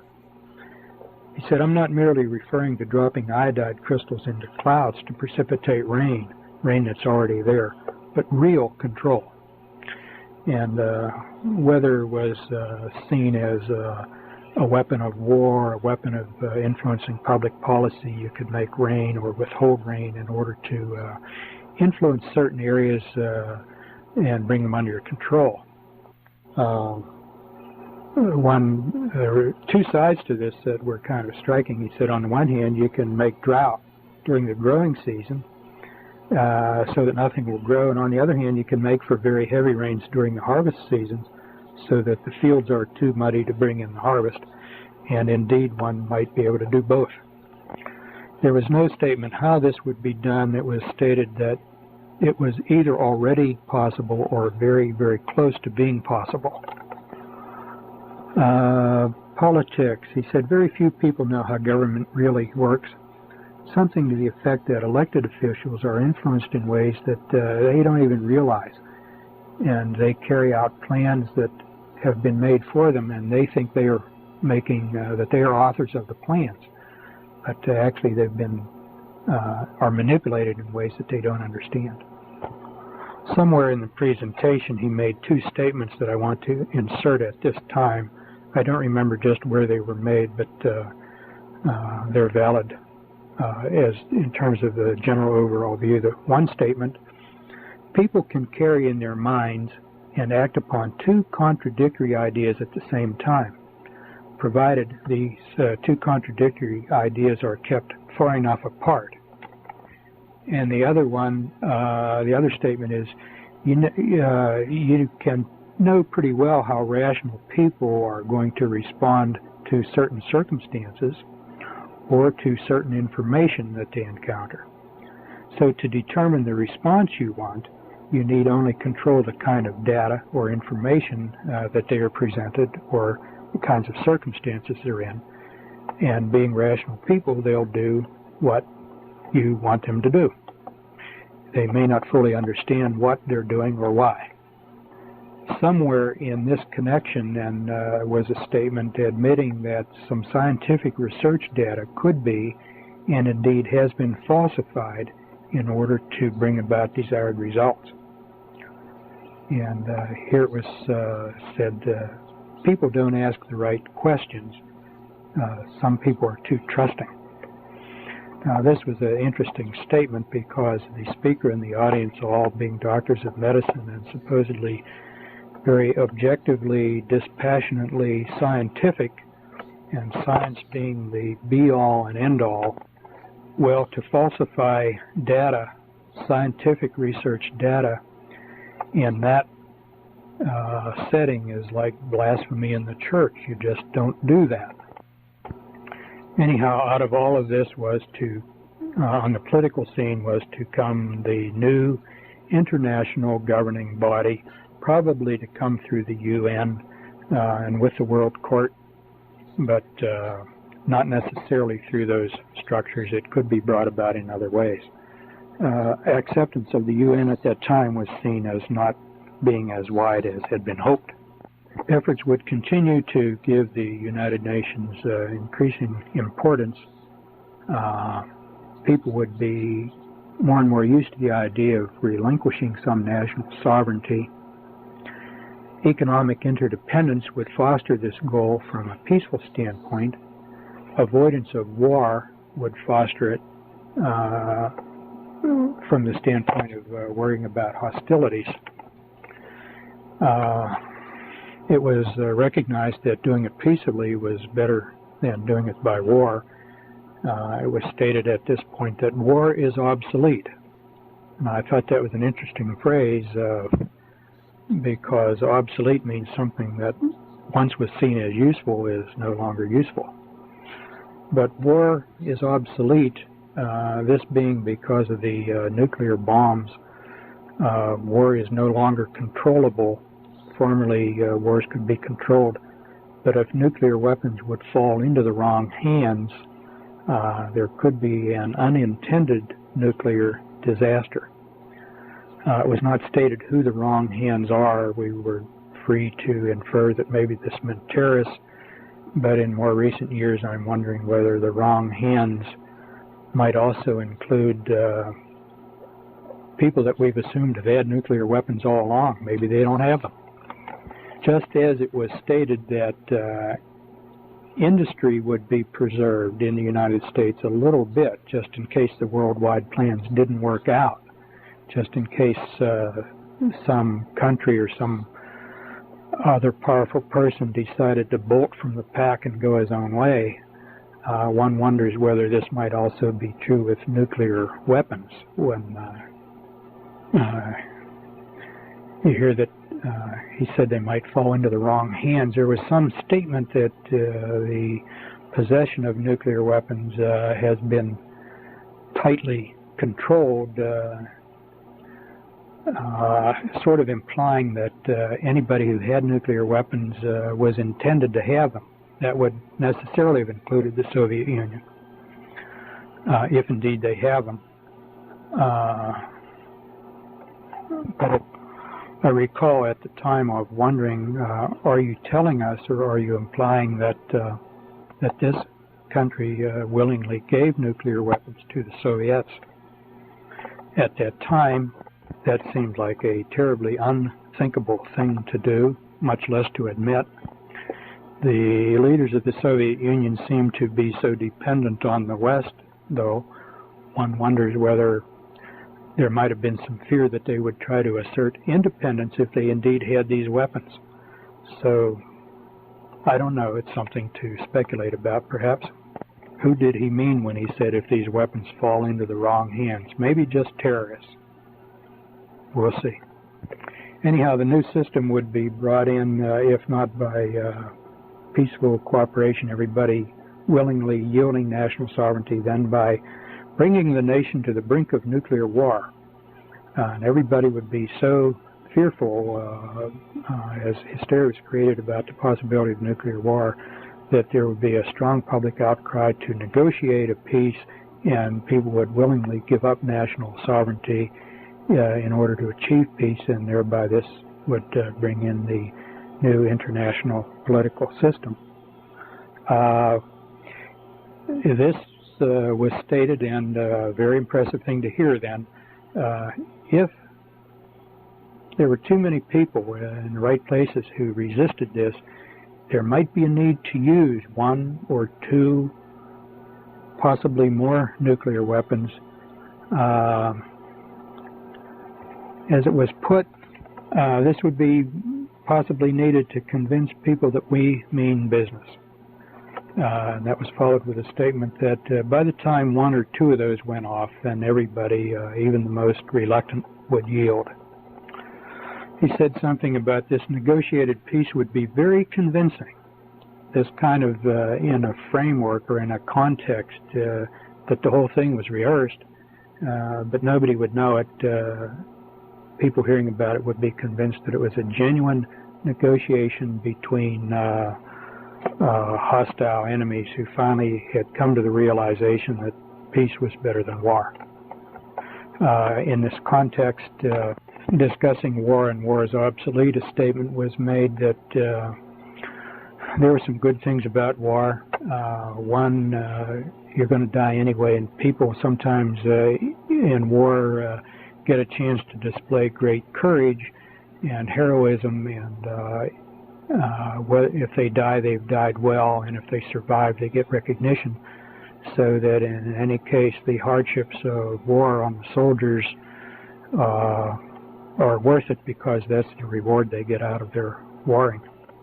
Another justification for war expressed was, if you think of the many millions of casualties in World War I and World War II, well, suppose all those people had not died but continued to live and continued to have babies. There would be millions upon millions, and we would already be overpopulated. So those two great wars served a benign purpose in delaying overpopulation. But now there are technological means for the individual and governments to control overpopulation. So in this regard, war is obsolete. It's no longer needed. And then it's, again, it's obsolete because nuclear weapons could destroy the whole universe. War which once was controllable could get out of control. And so for these two reasons, it's now obsolete. There was a discussion of terrorism. Terrorism would be used widely in Europe and other parts of the world. Terrorism at that time was felt would not be necessary in the United States. It possibly could become necessary if the United States did not move rapidly enough into accepting the system. But at least in the foreseeable future, it was not planned, and very benignly on their part. Maybe terrorism would not be required here, but the implication being that it would be indeed used if it was necessary. Along with this came a little bit of a scolding that Americans have had it too good anyway, and just a little bit of terrorism would help convince Americans that the world indeed is a dangerous place, or can be if we don't relinquish control to the proper authorities.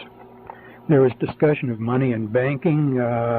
One statement was inflation is infinite. You can put an infinite number of zeros after any number and put the decimal points wherever you want. This is an indication that inflation is a tool of controllers. Money would become predominantly credit. It was already money is primarily a credit thing, but exchange of money would be not cash or palpable things, but electronic credit signals.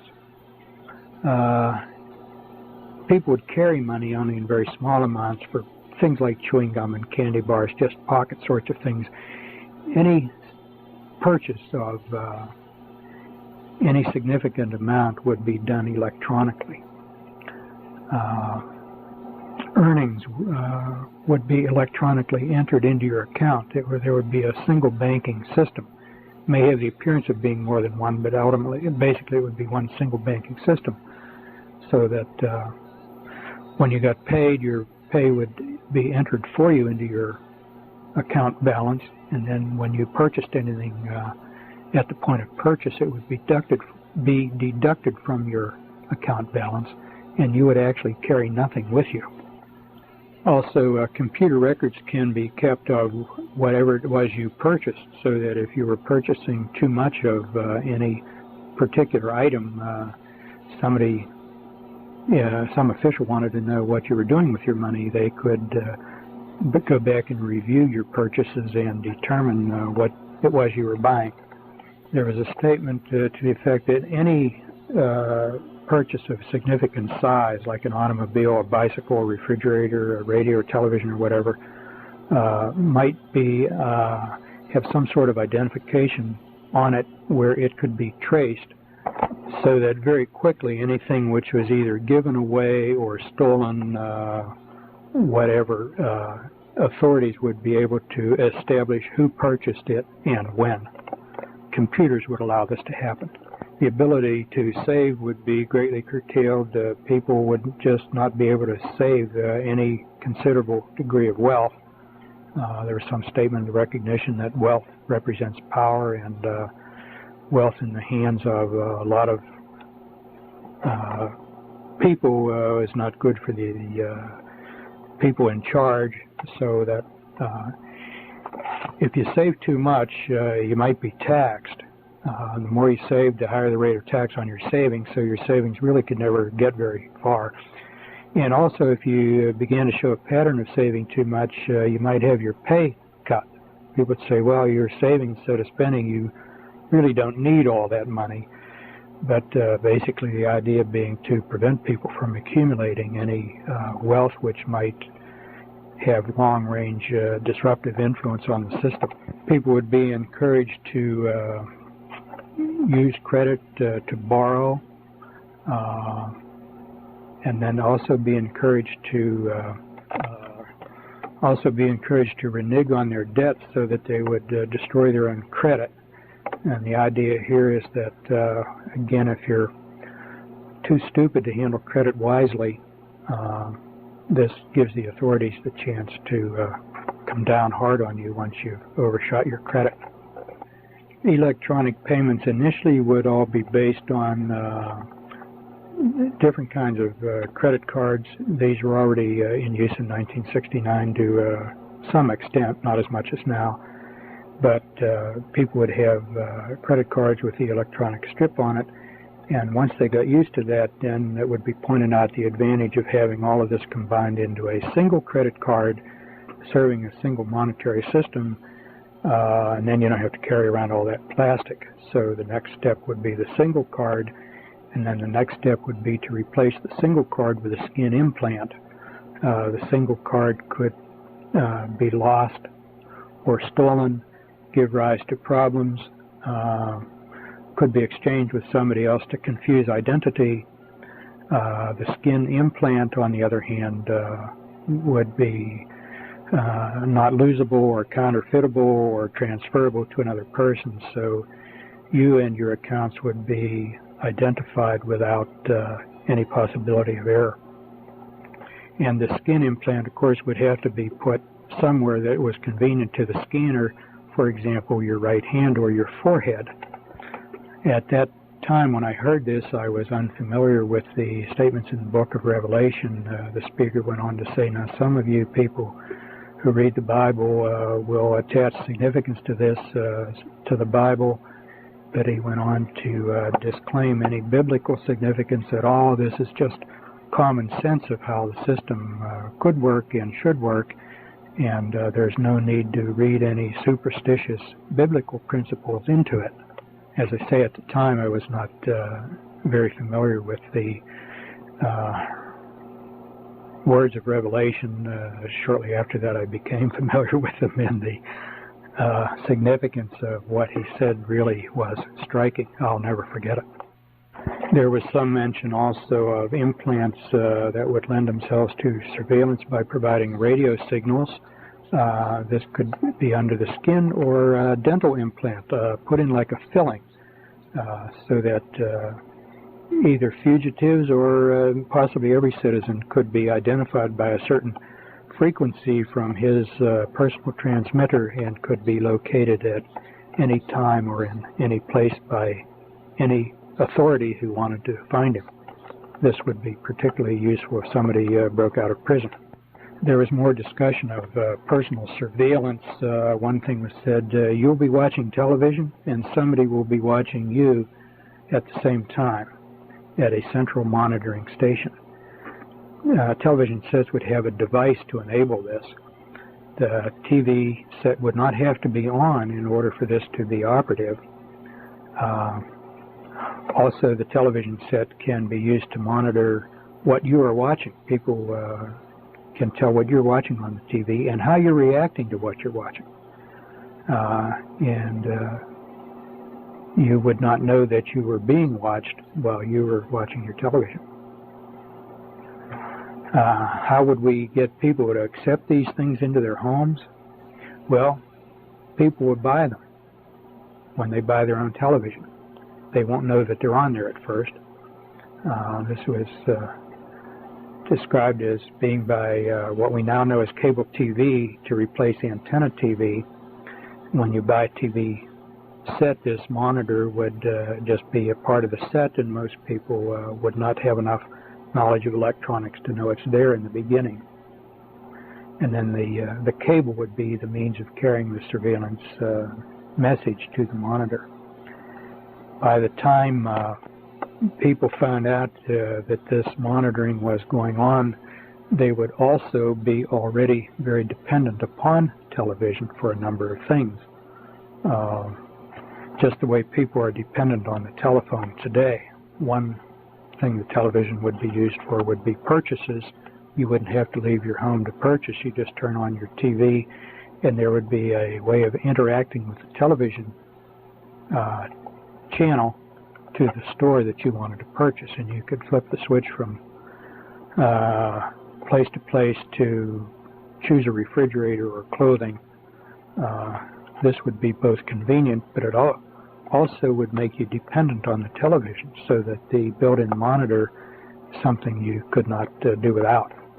There was some discussion of audio monitors too, just in case the authorities wanted to hear what was going on in rooms other than where the television monitor was. And in regard to this, statement was made, any wire going into your house, for example, your telephone wire, could be used this way. I remember this in particular because it was fairly near the end of the presentation, and as we were leaving the meeting place, I said something to one of my colleagues about going home and pulling all the wires out of the house, except that I knew I couldn't get by without the telephone. And the colleague I spoke to just seemed numb. To this day, I don't think he even remembers what we talked about or what we heard that time, because I've asked him. But at that time, he seemed stunned. Before all these changes would take place with electronic monitoring, it was mentioned that there would be service trucks all over the place working on the wires and putting in new cables. This is how people who were on the inside would know how things were progressing. Privately owned housing would become a thing of the past. The cost of housing and financing housing would gradually be made so high that most people couldn't afford it, people who already owned their houses would be allowed to keep them. But as years go by, it would be more and more difficult for young people to buy a house. Young people would more and more become renters, particularly in apartments or condominiums. More and more unsold houses would stand vacant. People just couldn't buy them. But the cost of housing would not come down. You'd right away think, well, the vacant house, the price will come down, people will buy it. But there was some statement that to the effect that the price would be held high, even though there was many of them available, so that free marketplaces would not operate. People would not be able to buy these, and gradually more and more of the population would be forced into small apartments which would not accommodate very many children. Then as the number of real homeowners diminished, they would become a minority. There would be no sympathy for them from the majority who dwelled in apartments, and then these homes could be taken by increased taxes or other regulations that would be detrimental to home ownership and would be acceptable to the majority. Ultimately, people would be assigned where they would live, and it would be common to have non-family members living with you. This by way of your not knowing just how far you could trust anybody. This would all be under the control of a central housing authority.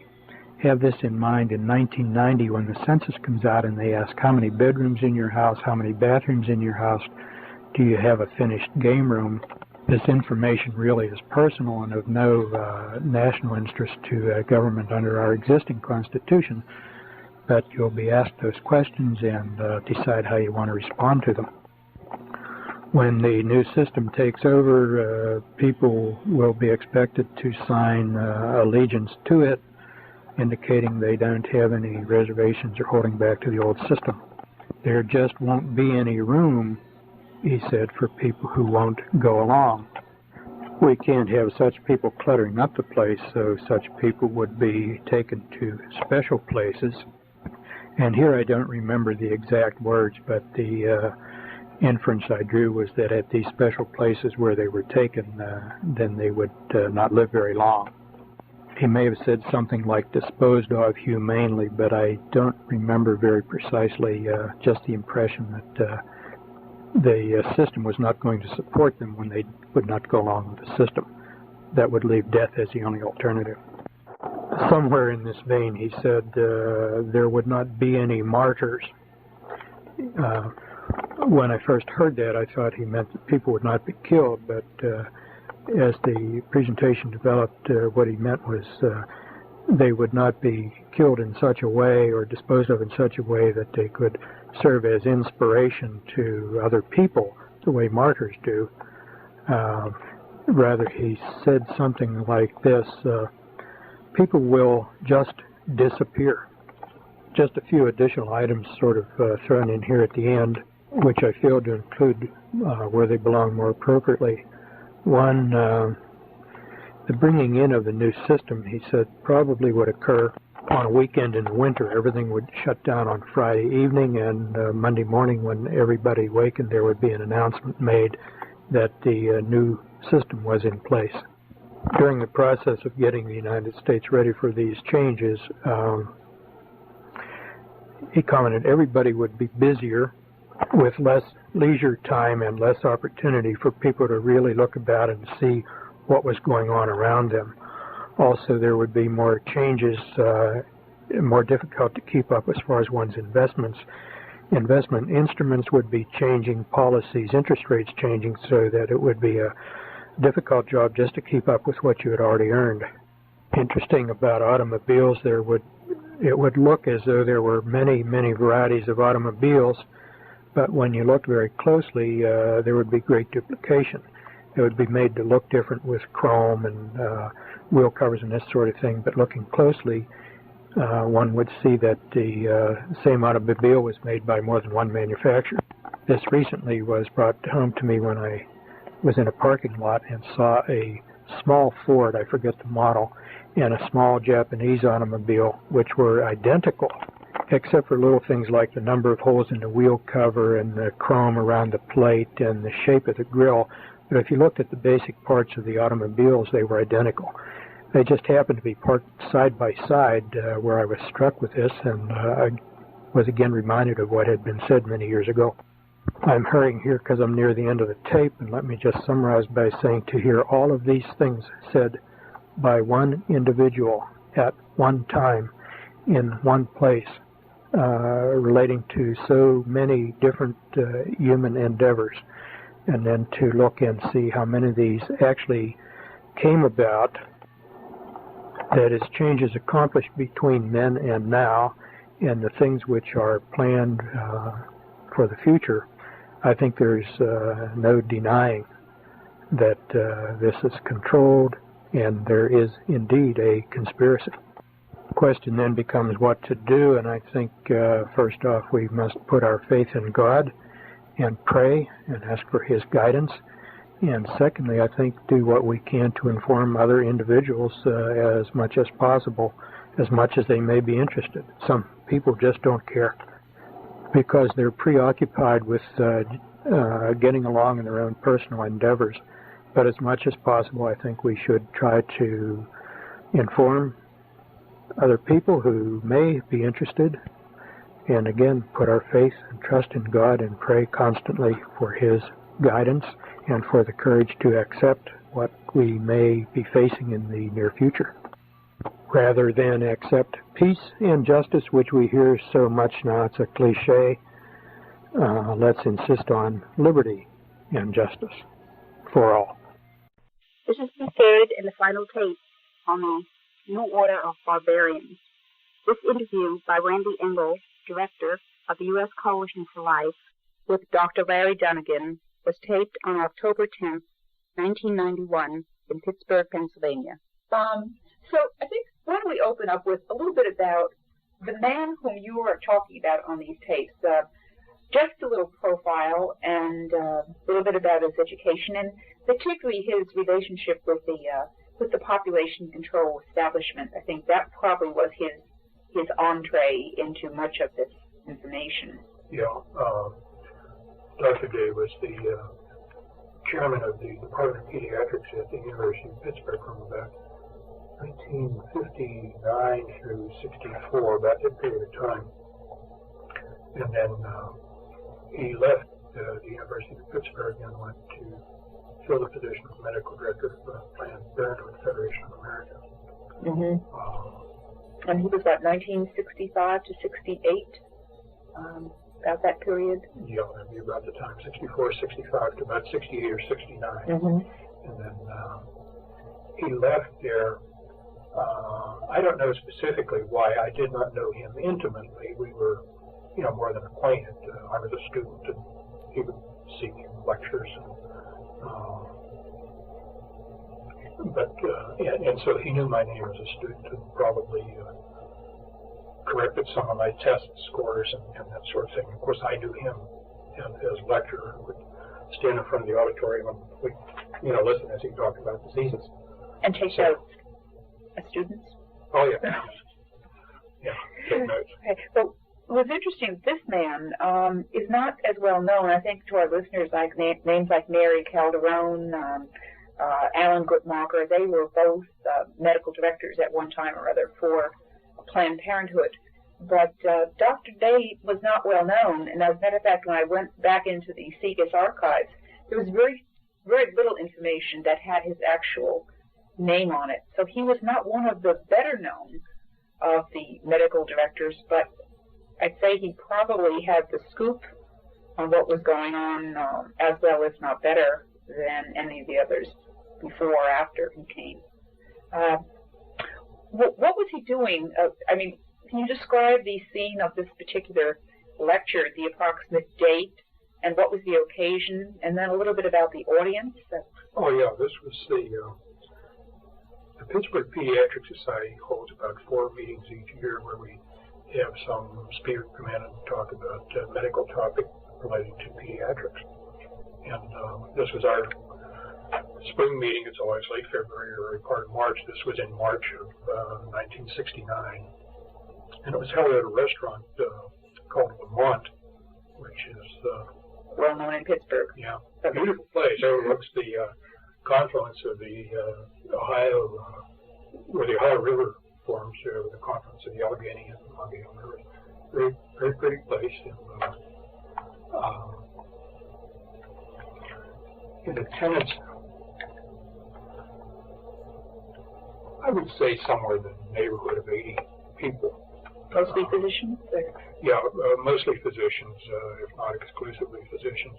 Predominantly pediatricians, but there would be pediatric surgeons and pediatric radiologists, other people who were involved in medical care of children, even though they might not be pediatricians as such. And the speech was given after a meal, I presume a very nice meal, and everyone was settled down and quite comfortable, and quite filled, and really an ideal state to absorb what was ever coming.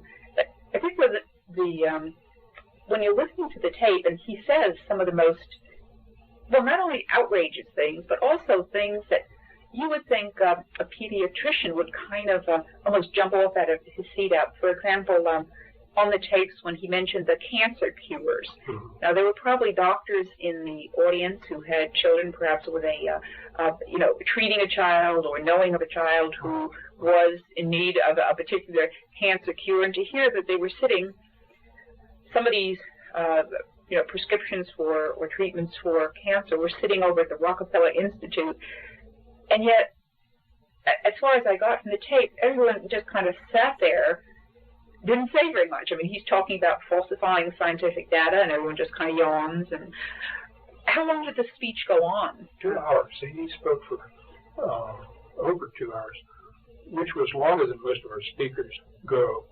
And one of the interesting things, as he finished, and it was getting late,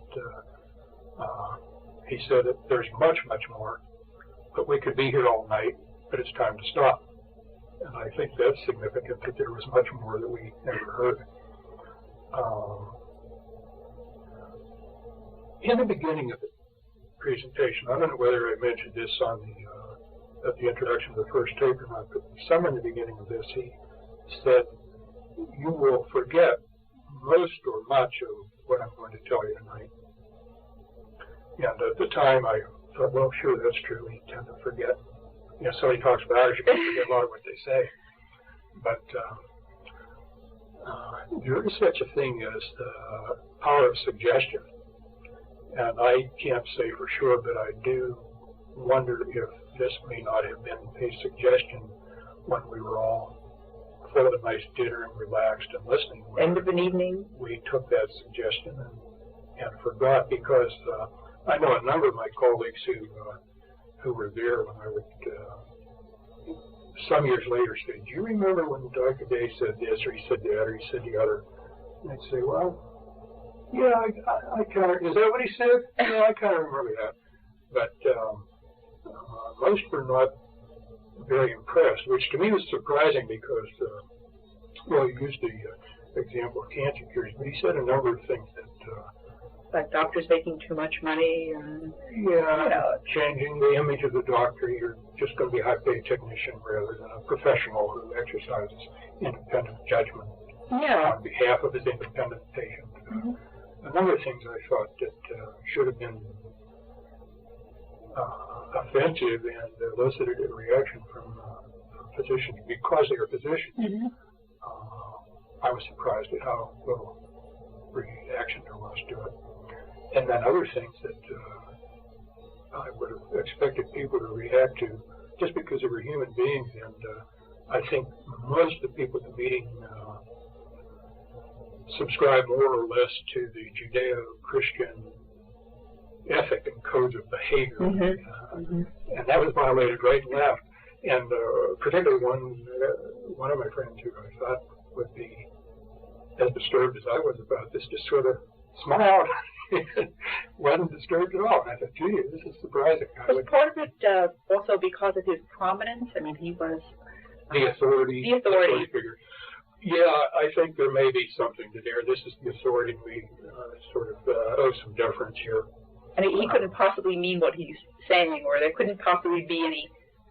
I mean, he's such a good guy. I've often heard that phrase. Geez, he's such a good guy. I can't believe that he'd actually mean things. I can only speculate about this, but I do think at the time there was an element of disbelief about all of this, thinking all of this was somebody's fairy tale plan, but it will never really happen because it's too outlandish. Mm-hmm. Of course, we know step by step it is indeed happening right under our feet. Yeah. Before talking about the specific areas, I think there's a lot of benefits from this tape. One of them is when we have a good idea of what the opposition is about and the techniques he's using, then you can turn around and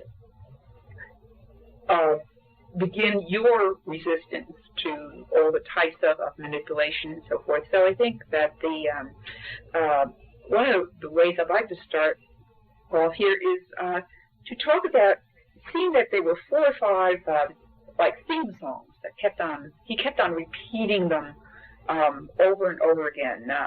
For example, this business, which I think is so important, that people fail to distinguish between the ostensible reason and the real reason. In other words, if you want someone to do something and you know that initially he'll be balky at doing that because it's against his morals or against his religious beliefs, you have to substitute another reason that will be acceptable. And then after he accepts it and it's a fait accompli, then there's just no turning back. Right, right. And it was in that connection that he said, people don't ask the right questions. Yeah, and also too trusting. Too trusting. Yeah, yeah. And this was, as I recall, directed mostly at Americans. I had the feeling he thought Europeans maybe were skeptical and more sophisticated, but Americans are too trusting and don't ask the right questions. Well, with regard to this kind of almost a lack of discernment, I guess that's basically what he was saying. They were easily tricked or too trusting. I think the thing that really flashed through my mind rather quickly is, for example, in schools, how quickly so-called AIDS education was introduced. And it did amaze me because if a group stated publicly that they wanted to introduce the concept of sodomy or initiate sex earlier in children, and that was the reason given, most parents, I presume, wouldn't go for that. So you have to come up with another reason. And, of course, the reason for this so-called AIDS education was to protect children from this disease. But actually, as it turns out, it's really been a great boon for the homosexual network because through various things like Project 10, they now have access to our children from the youngest years. These programs are going on from K through 12, and I imagine into college and beyond, so that they are reaching a tremendous segment. And speaking of children, I gathered that this speaker, he kept on making a point about, old people, they're going to go by the wayside. So I presume that the emphasis for these controllers or this New World Order is really an emphasis on youth. Would that be a... Absolutely, yes. Emphasis on youth. This was stated explicitly. People beyond a certain age, they're set in their ways, you're not going to change them. They have values, they're going to stick to them. But you get to the youth when they're young, they're pliable, you move them in the direction you want them to go. So this is absolutely correct. They're targeting the young. They figure, you old folks that don't see it our way, you're going to be dying off, or when the time comes, we're going to get rid of you. But it's the youngsters we have to mold in the impression we want. Yeah, right. Which is common sense. I think most totalitarians have now, there's something about the homosexuality, I think, to expand on. I don't think this came out on the original tape, but there was, first of all, we're going to promote homosexuality, and secondly, we recognize that it's bizarre, abnormal behavior. But this is another element in the law of the jungle, because people are stupid enough to go along with this, aren't fit to inhabit the planet, and they'll go by the wayside. I'm not stating this precisely the way he said it, but it wasn't too far from there where there was some mention of diseases being created. And when I remember the one statement and remember the other statement, I believe that AIDS is a disease which has been created in the laboratory. And I think one purpose that AIDS serves is to get rid of the people who are so stupid as to go along with our pro-homosexual program. Let them wipe themselves out. Now it's hard for me to make clear how much of this is I'm remembering with great confidence and how much is pure speculation. But as I synthesize this, this is, I think, what happens. If you're dumb enough to be convinced by our promotion of homosexuality, you don't deserve a place, and you're going to fall by the wayside sooner or later. Right. We'll be rid of you. We'll select out the people who will survive are those who are also smart enough not to be deluded by our propaganda. Does that make sense? Well, it certainly makes sense for them, and I think also this early sex initiation has the overall purpose, which I think we'll get to in depth a little later, but of the sexualization of the population. When he said on the tape, basically anything goes, I think that is what we're seeing. It's not so much that, let's say, someone may not adopt the homosexual death style for himself, but as a result of the propaganda, he certainly will be a lot more tolerant of that type of behavior too. So it's a desensitization, even for the individual who doesn't go over and accept it for himself. With the power of propaganda, you dare not be against homosexuals, otherwise you get labeled homophobe. You dare not be against any of our program for women, otherwise you're a male chauvinist pig. It's like anti-Semitism. This label gets enough currency in the culture that people get shot being stuck with it. Yeah. So it's easier to keep quiet. Well, another theme was this business about change. Okay.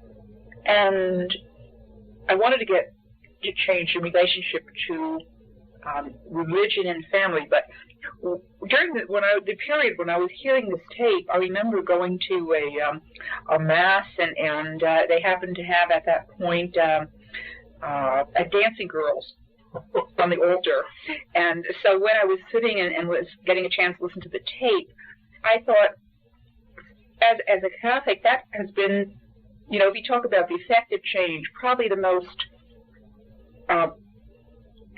difficulty, and the hardest thing has been to watch our traditional Mass, that which Catholics have practiced, those things which they've practiced and believed for so long. And in about that time this tape or the speech was given, which was about late 1969, everything had begun to turn over on its head, so much so that I think many people feel that now when they go into a church where there is the Novus Ordo, you're almost in a constant state of anxiety because you're not quite sure. What am I going to encounter? What are you going to encounter now? I mean, we're going to have you look at the little song book. Of course, that's changed radically, and then you see instead of brethren, you see people, or you might see something odd happening up at the up at the altar, which is now the table, and so the notion of God as eternal, and the teachings of Jesus Christ as eternal, and therefore the teachings of the church as eternal, depends on the authority of God, and God brings about change in God's way. What this boils down to me is these people say, no, we take the place of God. We establish what will change and what will not change. So if we say homosexuality or anything is moral today, wasn't yesterday, but it is today, we have said so, therefore it's moral. And we can change tomorrow. We can make it immoral again tomorrow. And this is the usurpation of the role of God to define what the peons, what the ordinary person is supposed to believe. So the idea is that if everybody's used to change, most people aren't going to ask, well, who has decided what should be changed and how it should be changed? Most people just go along with it, like hemlines and shoe styles and that sort of thing. So it is a usurpation of the role of God. And if you read the Humanist Manifesto, and somewhere early in the introductory part of it, they say human intellect is the highest good. Well, to any human being, what you call the highest good, that's your God. So to these people, human intellect, being the highest good, is God. And where does human intellect reside? Well, in the brain of one or more human beings. So these people, in effect, I don't think they would be so candid as to say so, but whether they know it or not, what they're saying is, I am God, we are God, because we decide what is moral today, what is moral tomorrow, what's going to be moral next year. We determine change. That's right. And of course, in a nutshell, you just explained the human potential, New Age, all the new esoteric movements that we've seen. But with regard to change, he seemed to acknowledge that there were a couple of entities which traditionally blocked this change and therefore made people resistant to constant manipulation. Mm-hmm. And of course, one of those is the family. Yeah. And that would include the family, grandmothers, grandfathers, or ethnic background, and so forth. And I guess I was impressed by everything he seemed to mention, whether it was economics, whether it was music, had the overall effect of diminishing the family and enhancing the power of the state. Right. Yeah. That was just a constant theme. And therefore, when we're evaluating things, I think one of the things we should generally say to ourselves is, what effect does that have on family life and the family? And I think if every congressman or senator asked that question, we probably wouldn't have much action up on Capitol Hill, because almost everything coming down the pike has a fact of, disavowing, hurting the family life, and enhancing and expanding the power of government. It has an ostensible purpose, and then it has a real purpose. Yeah, and as a so-called helping professional, your ability to say that is very interesting. On that, the other, of course, factor is this whole factor of religion, and he was talking about basically a religion without dogma, religion that would have a little bit from all the other traditional religions, so no one would really feel uncomfortable. But actually, as he said rather condescendingly, some people need this, and if they need it, well, we'll manufacture something that they need. But of course, it can't be anything that would declare anything that they were moral absolutes or the natural law, which means that the main target of this group of controllers, of course, was and is the Roman Catholic Church. Yep. And he mentioned the Roman Catholic Church specifically. Religion is important because it is eternal, and we, people who would follow the church, will not buy our own rules about change. But if we make our own religion, we define what is religion, then we can change it as suits us.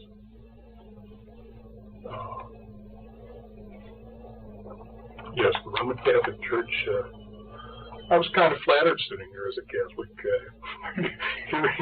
hearing it pointed out that the church is the one obstacle that he said we have to change that. And once the Roman Catholic Church falls, the rest of Christianity will fall easy. Mm-hmm.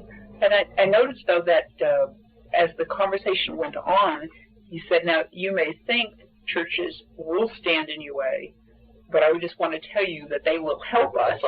And he didn't say they will help us all except the Roman Catholic Church. He said they will help us. Yes. And unfortunately, he was right. He was right. Yeah, no, he didn't say this explicitly, but again, was one of those themes that came through. He apparently thought the use of words was real important, because he mentioned this with regard to a number of things like the Bible, how, the very famous psychiatrist Miru mentioned that if you want to control people, then you control the language first, and words are weapons. He apparently knew that very well, and I think the controllers as a whole know this very well, and of course it's part of their campaign. But that little statement about words, that words will be changed. When I heard that, I thought, instead of saying altar, you say table. Instead of saying sacrifice, you say kneel. With regard to the mass, and people say, well, that's not important. Of course, what you end up with, of course, is you really know that that's very important. Otherwise, why would they bother to change it? Exactly. Why go through all this rigmarole of if it wasn't important? It's obviously important for them because they know with the changing the words, you change ideas. They're exerting a lot of effort and time to change it, and they're not exerting their effort on things that are unimportant. So, yes, you're absolutely right. The priest is the presider. He no longer has the role. In some cases, he no longer has the role as a British Parliament. Yeah. Yes, those words are, because words carry meaning. There's the dictionary definition, but I think we all know certain words carry meaning that is a little bit hard to put into words, but they carry meaning. So yes, that's controlling the language. You think in your language, you think yourself in English or Spanish or whatever languages you're familiar with, but when you think, you talk to yourself, and you talk to yourself in words, just the way you talk to other people. That's right. And if you control the language with which one person speaks to himself or one person speaks to another, you've gone a long way toward controlling what that person is able, what he's capable of thinking.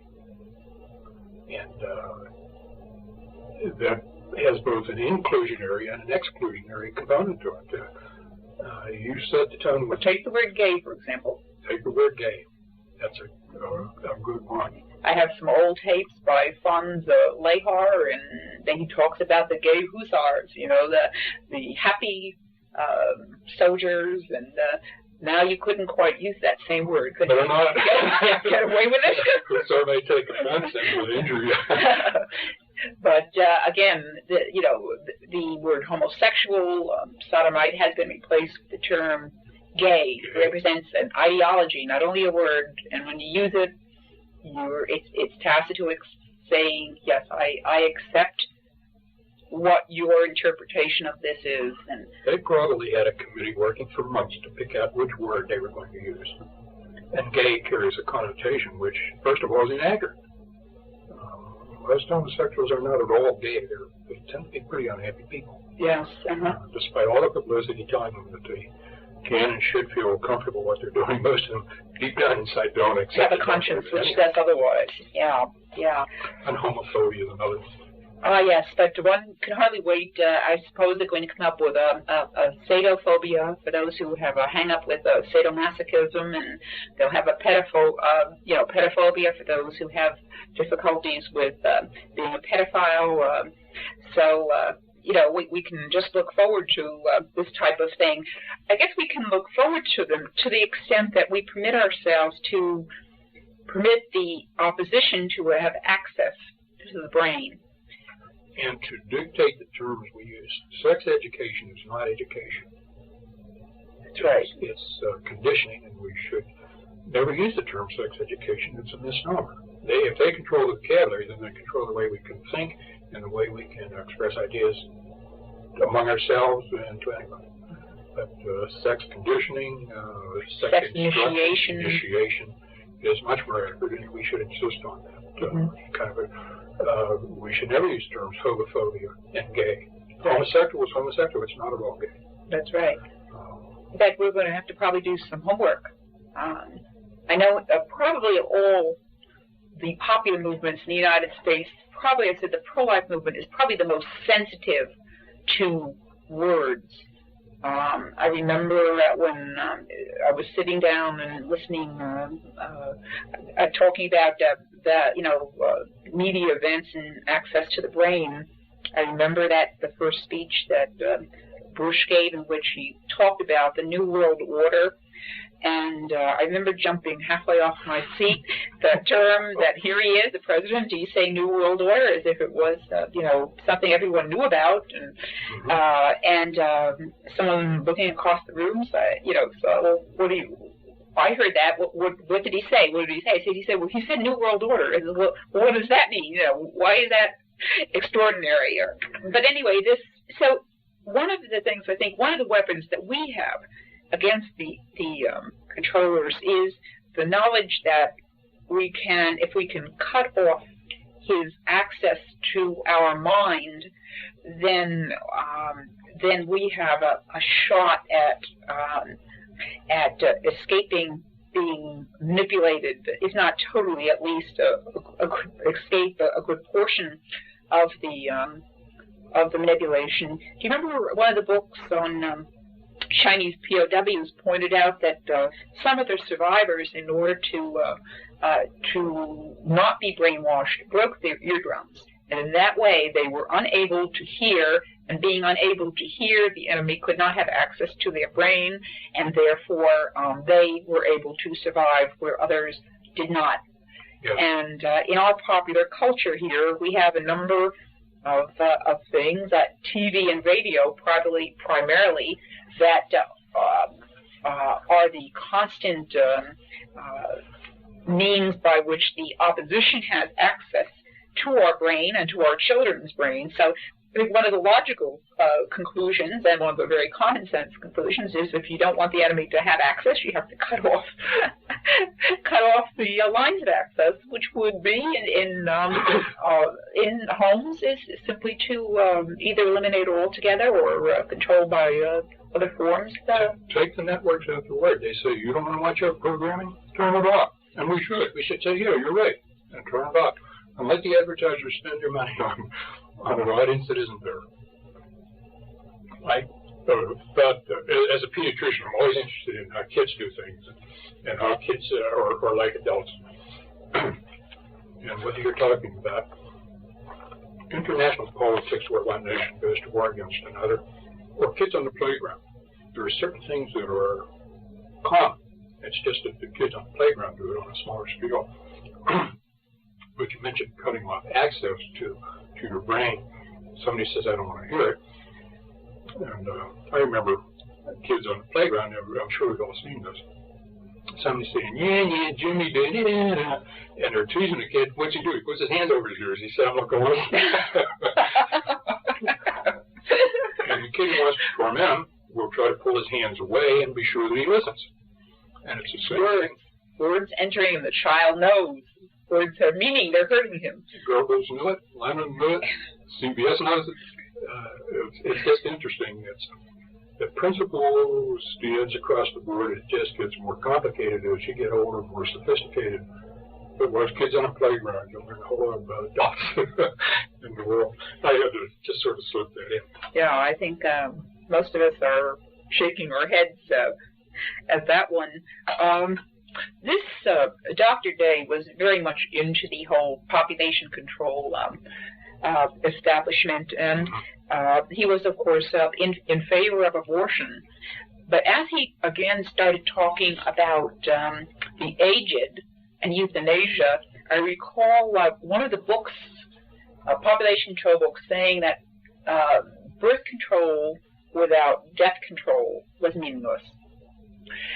And one of the, if we can use the expression, one of the advantages in term is, if one was favorable toward the killing of the aged, one of the favorable things is, in fact, abortion, for the simple reason is that, universally speaking, abortion has the result of bringing about a rather inordinate chopping off of population at the front end, that is at the birth end. Yes. And the inevitable effect is that you will have a population which is top-heavy, within a rapidly aging population, which is the current state in the United States. So inevitably, if you are going to go about killing the young, especially at the pace we seem to have adopted ourselves to in this country, then invariably you're going to have to do something about all those aging populations, because the few children who are born, after all, they cannot be expected to carry this tremendous burden of all these people. So you're cutting one end, That's right. and therefore, inevitably, as you pointed out on the tape, he was saying, well, these few young people who were permitted to be born will really feel this inevitable burden on them, and so they'll be more desensitized. They'll be more warmed up to the idea of Grandma and Grandpa having this little party, and then shuffling off to the wherever they shuffle off to, and whether it's taking the demise pill or going to a death camp. Or there was a movie out some years back called Soylent Green. Oh, yes. Do you remember Soylent? Yes, I remember it very distinctly. And Charlton Heston was I only saw parts of the movie. I never saw the whole thing from beginning to end. But Edward G. Robinson went to sit in the theater and he listened to Beethoven's Pastoral Symphony. That's right. As he was to take his demise pill. That's right. In fact, we also made the point that, of course, the food that the people were eating were each other. Right. Just, and, there's, but that's, as you said, as long as it's done with dignity and humanely, like, putting away your horse, which is... It's a little bit like pornography. Years back, when kids would come across pornography, it was always poor photography and cheap paper. And Playboy came out with the glossy pages and this really good photography.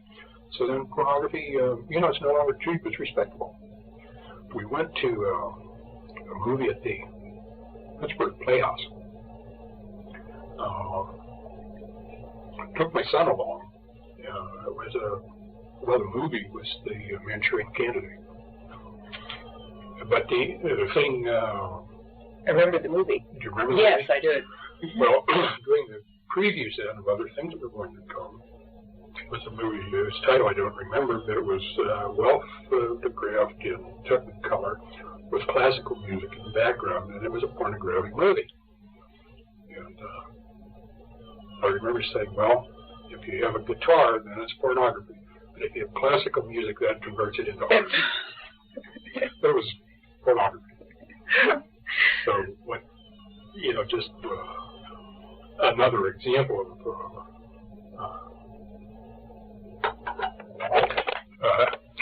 of what you were saying. As long as it's done with dignity, that's what counts. So if you kill somebody with dignity, it's okay. If you have pornography with dignity, with classical music, then sorry. Yeah. That was the point I was trying to... There were, again, talking about the family, currently I know an awful lot of people who are out of jobs. And he had quite a bit to say about certain things like, for example, heavy industry and things like that. I guess what was the shock was that this man, I wasn't surprised that he knew a lot about population control, abortion, at the other end, euthanasia. But what did surprise me was that he was an individual who was talking about religion, law, education, sports, entertainment, food. How could one individual, and I think this is probably the question that everyone listening to these tapes is asking, how could a individual have that much input? Now, one could say, well, it didn't pan out, but we know, listening to these recollections 20 years later, I can't really, except perhaps for maybe some minor things, everything that he has said has truly come to pass, and almost beyond, beyond imagination. How could one individual talk with such authoritative, non-questioning thing that this is the way, this was going to happen, and this was going to happen in fashion, and this is what we were going to see on TV, and there were going to be, video recorders before I even ever heard of the word. I think what happens is certainly one individual hears this, but the plans are by no means made by one or a small number of individuals. Just as industrial corporations, they'll have a board of directors with people from all sorts of activities. They sit on the board of this corporation, and they say, now, if we do this to our product, or we expand in this area, what will that do to banking? What will that do to clothing? What will that do? What impact, ripple effect will that have on other things? And I'm sure that whoever makes these plans, they have representatives from every area you can think of. So they'll have educators, they'll have clothing manufacturers, designers, architects, every aspect of human endeavor, across the board. And then when I'm sure they get together and have meetings and plan, and everybody puts in his input. Just the way a military operation goes. Mm-hmm. What will the Navy do? Will they bombard the shore? What will the Air Force do? Will they come in with air cover? What will the infantry do? It's the same thing. That these people, when they plan, they don't miss a trick. They have experts in every field. They say, now if we do this, that, and the other, John, what will that do to your operation? And John will be in a position to feedback. Well, here's what I think would happen. So. It certainly covers a broad range of people, and for one individual to be able to say all of this in the 2 hours that he spoke to us really tells us that he was privy to a lot of information. Yes, that's right. He must have been sitting in one of those boardrooms at least some point, and I think perhaps not at the highest level from his position, but enough because anyone in the population control movement would be associated with names of foundations, powerful organizations, and I'm sure that there's a lot that was in the plans that he never heard of. He wasn't a 4-star general in this offense. That's right. He wouldn't be, on the whole story. Well, it's too bad he couldn't talk for 6 hours instead of 2. We might have had a lot more information. There was another aspect that I found fascinating in listening to this. This whole aspect of privacy.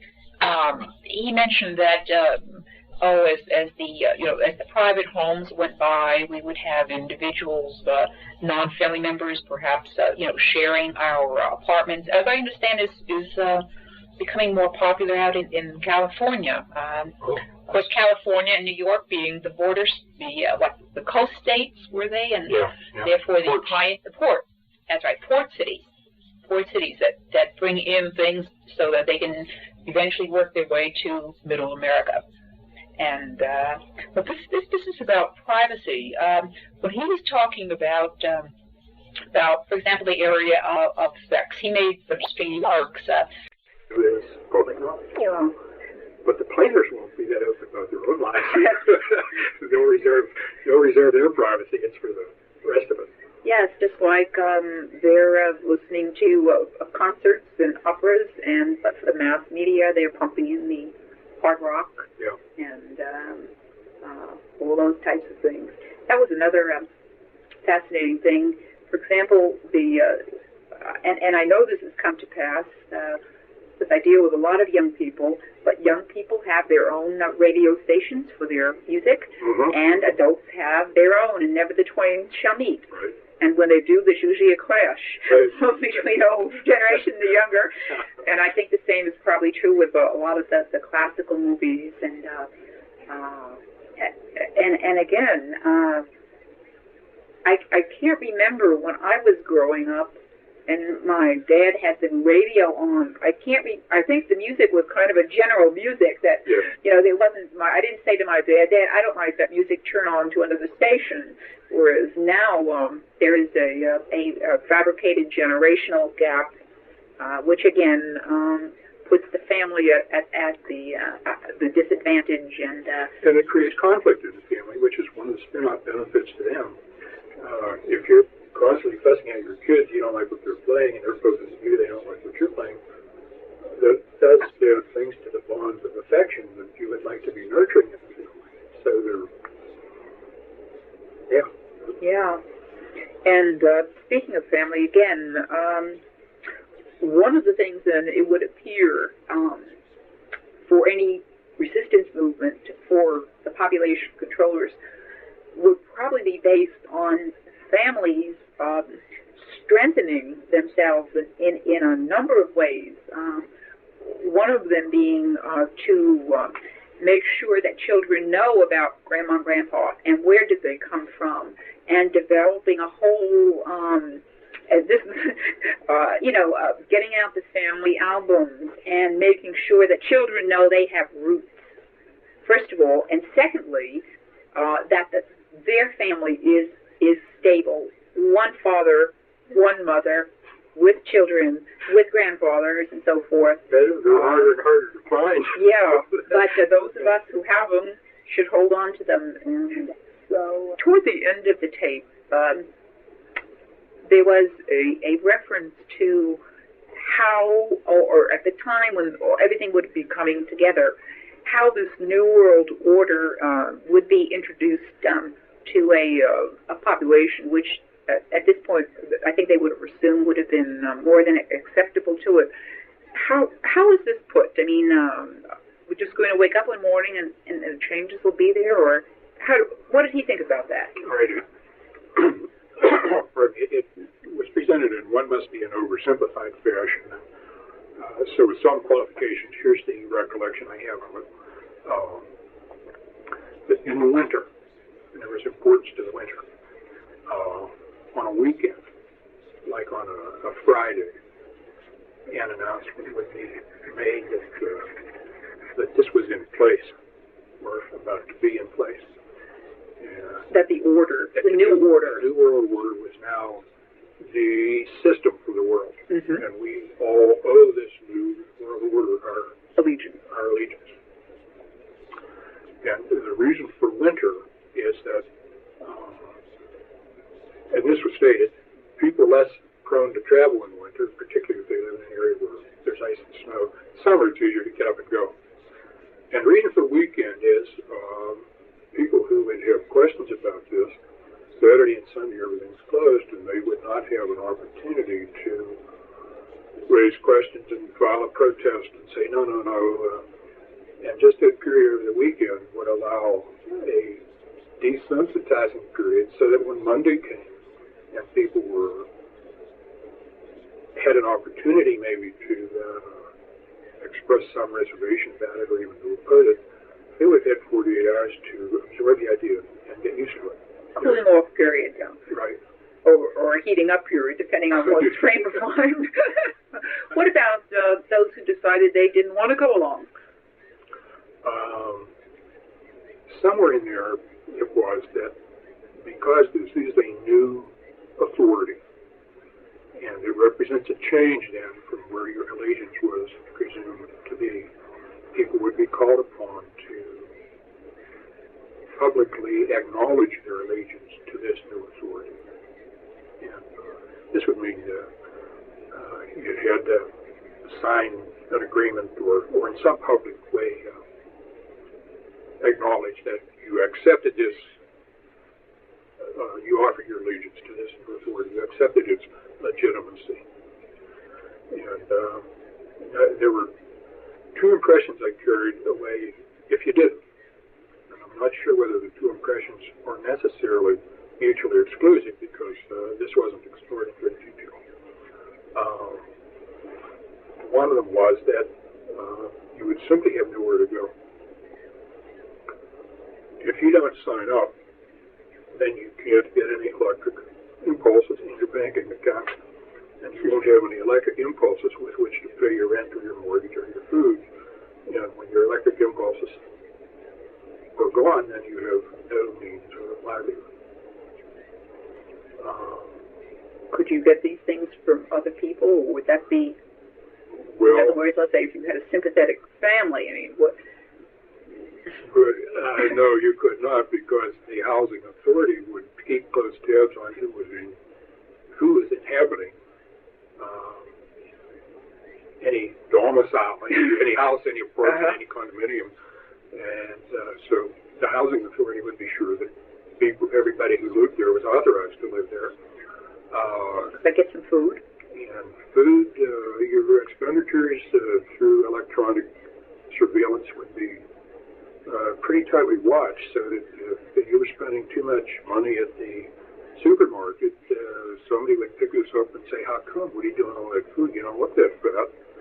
You don't have that many people. We know you're not entertaining. What are you doing with all that food?" And these things then would alert the... I have 7 people in my basement who object to this New World Order, and we're feeding them, and then they said, well, one has to go. They don't belong there, and you can't feed them, and since you're sympathetic to them, maybe your allegiance isn't very trustworthy either. So, yeah, we see this really, I think the Chinese experience tells us a great deal about certain things. For example, when they wanted to enforce the one-child family, what did they do? Well, of course, they cut off all education for the second child. Your food rations were cut so that you couldn't get, a pregnant woman couldn't get the right amount of food. And ultimately, still, if they found ways around that, then they instituted a compulsory abortion and compulsory plugging in of the IUDs and all this. And, when we would, somewhere in the tape is business about people can carry 2 conflicting ideas around, or even espouse two conflicting ideas around, as long as they don't get real close together. Yeah. And what immediately came to mind was, here we have an organization like Planned Parenthood, freedom to choose, yet they support population control programs, which is, of course, not the freedom to choose, and no one ever calls them to account and says, no, wait a minute now, you're freedom to choose here, but you're supporting the Chinese program, which is compulsory.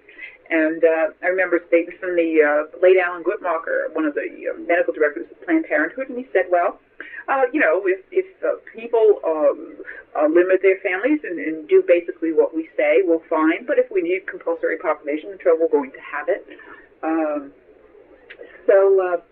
Anyway, I was just curious as to what would happen with people who wouldn't go along, and particularly that point about there wouldn't be any martyrs. And that was significant because I can recall, having watched some movies about the Third Reich, that many times they would come late in the evening and people would be taken from their homes, but neighbors would never then ask, where did they go? They knew where they went. Solzhenitsyn also mentions that in the Gulag Archipelago. Does he? Yeah. And I think this is very similar to what we would see. People would just disappear, and you would not ask because it might endanger yourself or your family.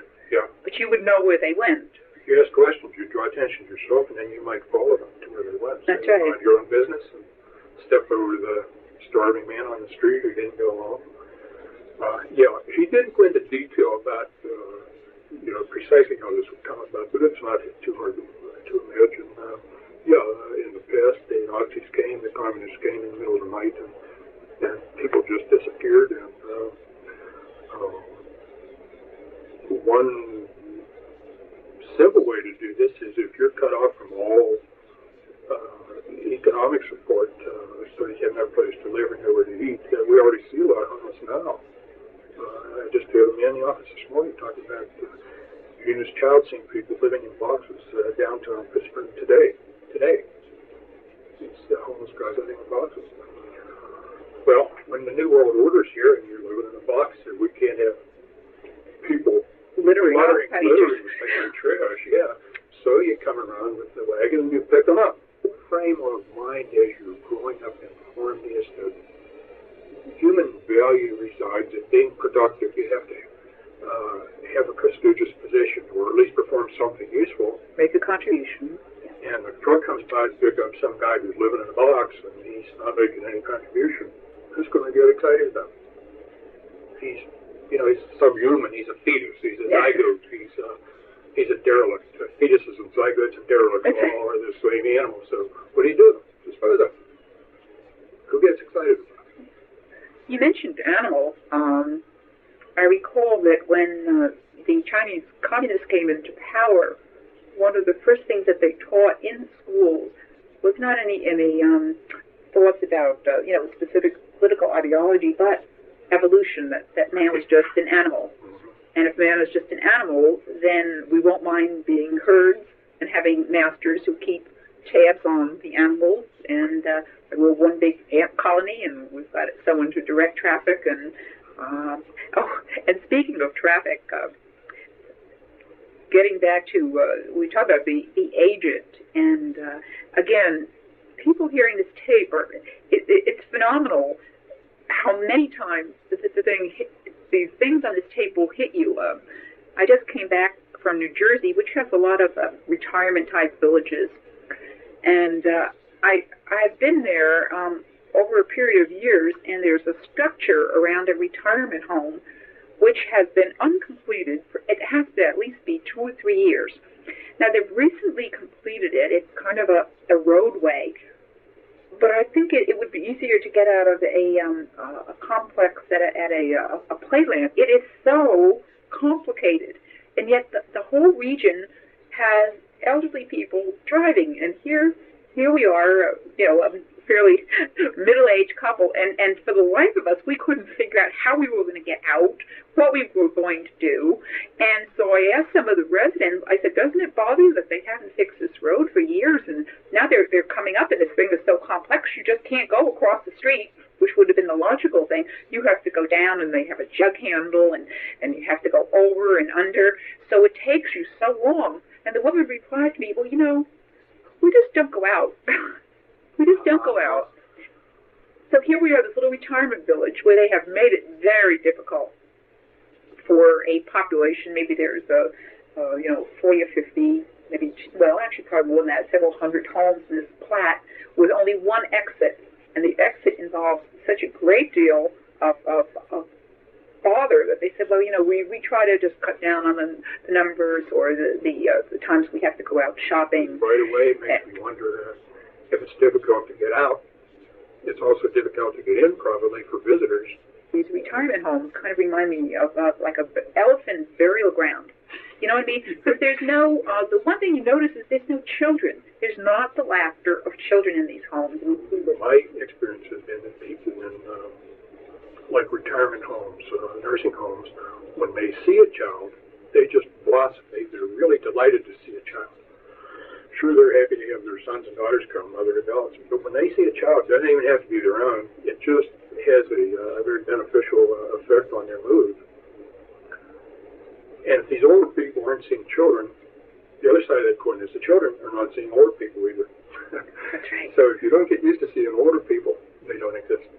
That's right. And that, I think, is another interesting angle on what you said about. And that's why, again, with the family, making sure your children see their grandparents very often, no matter how much that entails. The trouble is of the logistics is certainly worthwhile, because again, if you never see someone and you don't learn to love them, and you have no contact with them, when someone says, "Well, it's time for your grandpap to check out," well, who's that?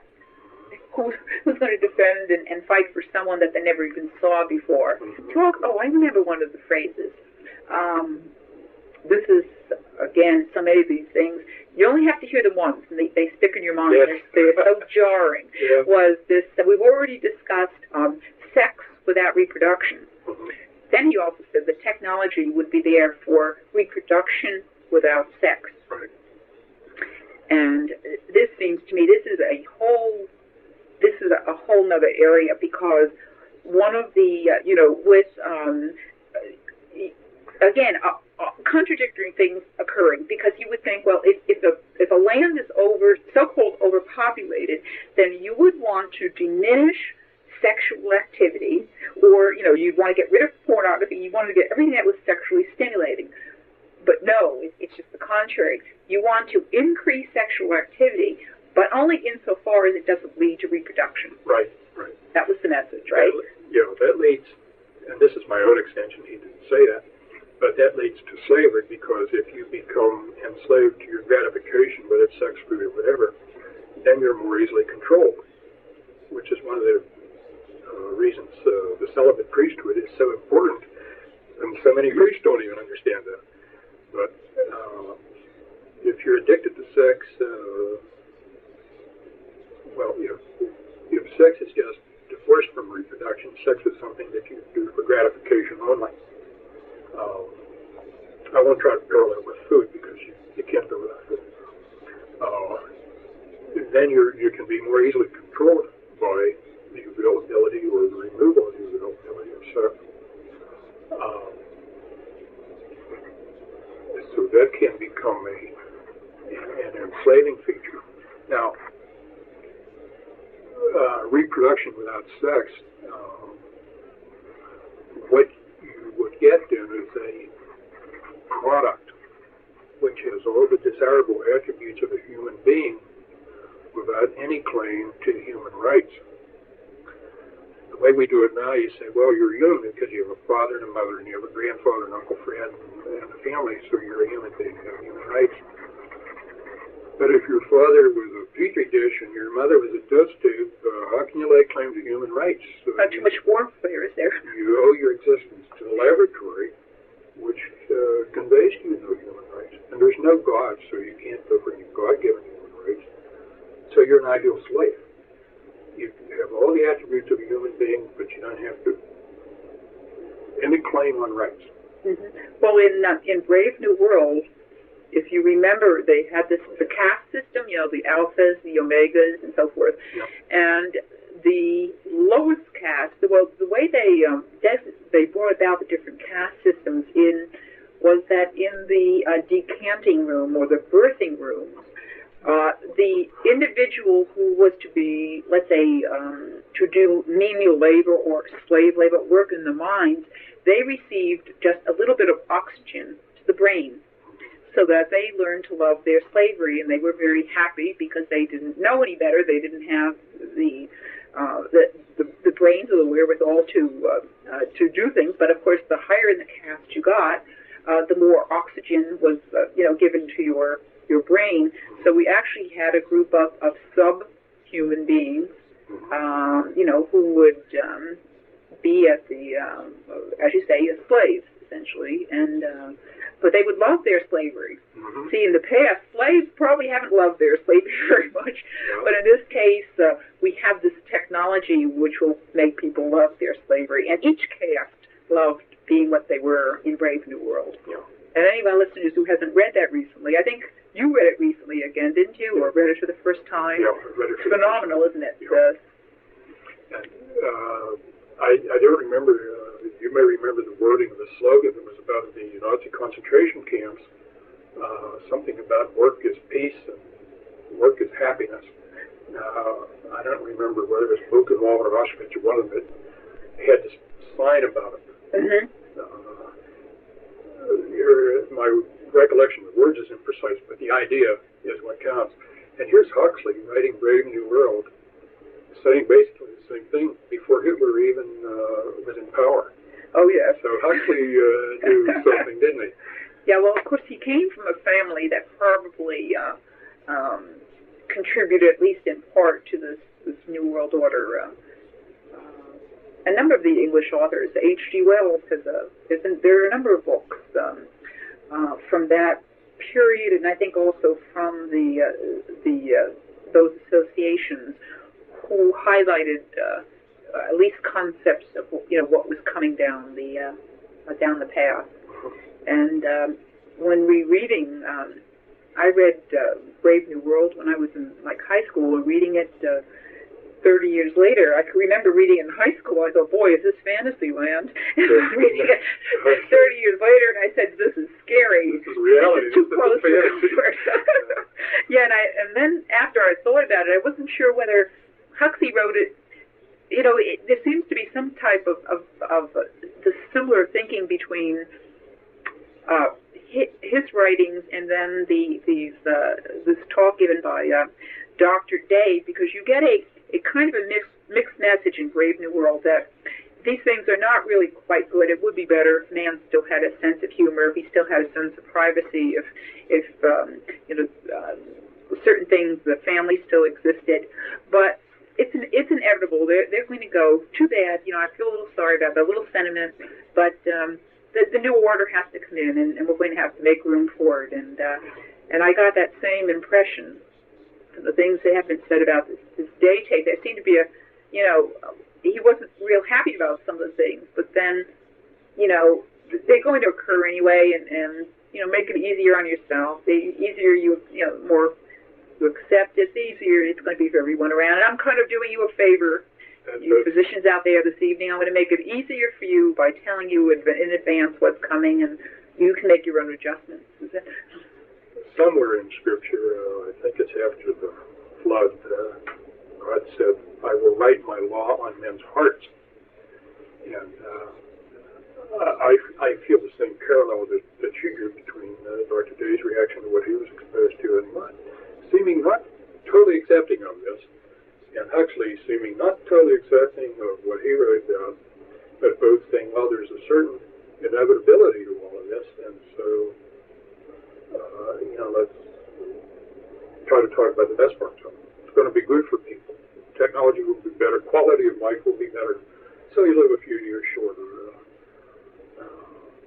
But they both do seem to send out messages of not buying the whole package. And I think... And maybe wishing some people would ask more questions, this business.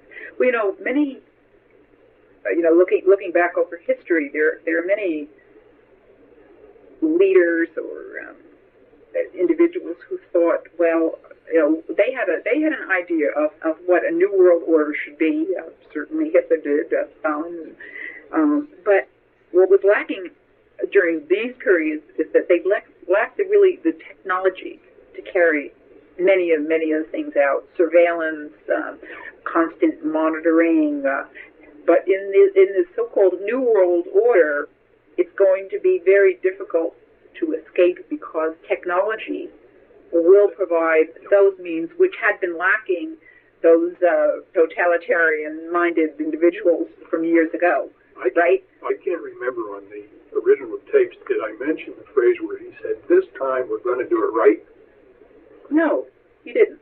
Oh, okay. There were so many details to get in, but that's, when he mentioned bringing in the New World Order, he said, "This time we're going to do it right."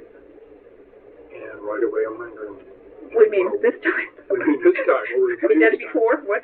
And there's no explicit explanation of that, but I think it's fairly easy to infer that previous efforts had to do with the Third Reich and communism and everything going back to the French Revolution. That was So, and your point about the technology is critical with computers and all means of exchange being controlled by electronic impulses. Nobody has any wealth. You own nothing of value except access to electronic impulses, which are beyond your own control. A cashless society? A cashless society. So when your reward for working is so many impulses on the computer, and then you go to checkout or the furniture store or clothing store you buy, and you in exchange you give so many electronic impulses. The only claim you have is to these impulses, and the people that run the system can give or take them as they choose. Up until this time, there was no way the statement in the Book of Revelation that said, "No man can buy or sell unless he has a market of beast." There's no way that could be enforced. People say, "Hey, I'll trade a bushel of tomatoes for a bushel of wheat. If you ride my kids to school, I'll give you 6 ears of corn." Mm-hmm. Or bartering, right. And even not going necessarily to Oakland, I mean, there was always gold and silver and other forms of money that were even better than barter. But with this cashless society, this was the first time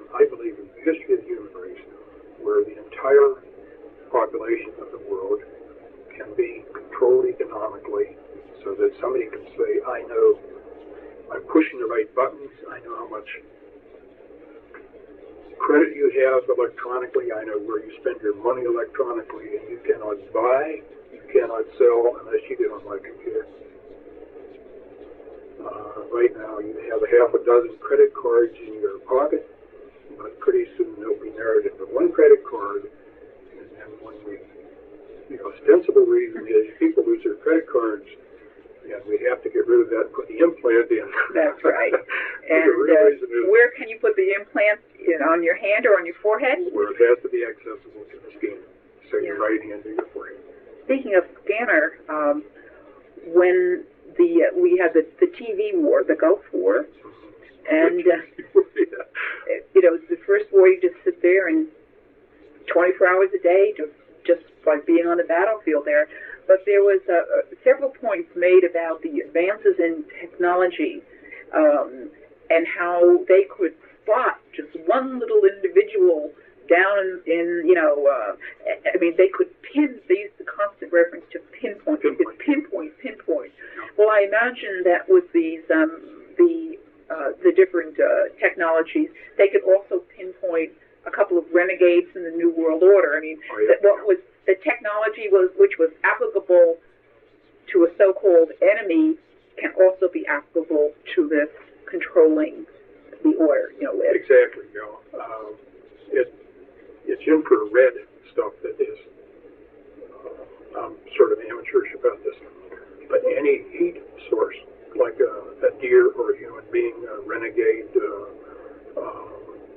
can be picked up by an infrared scanner, and you get sort of an outline of whether it's a deer or a sheep or whatever. Mm-hmm.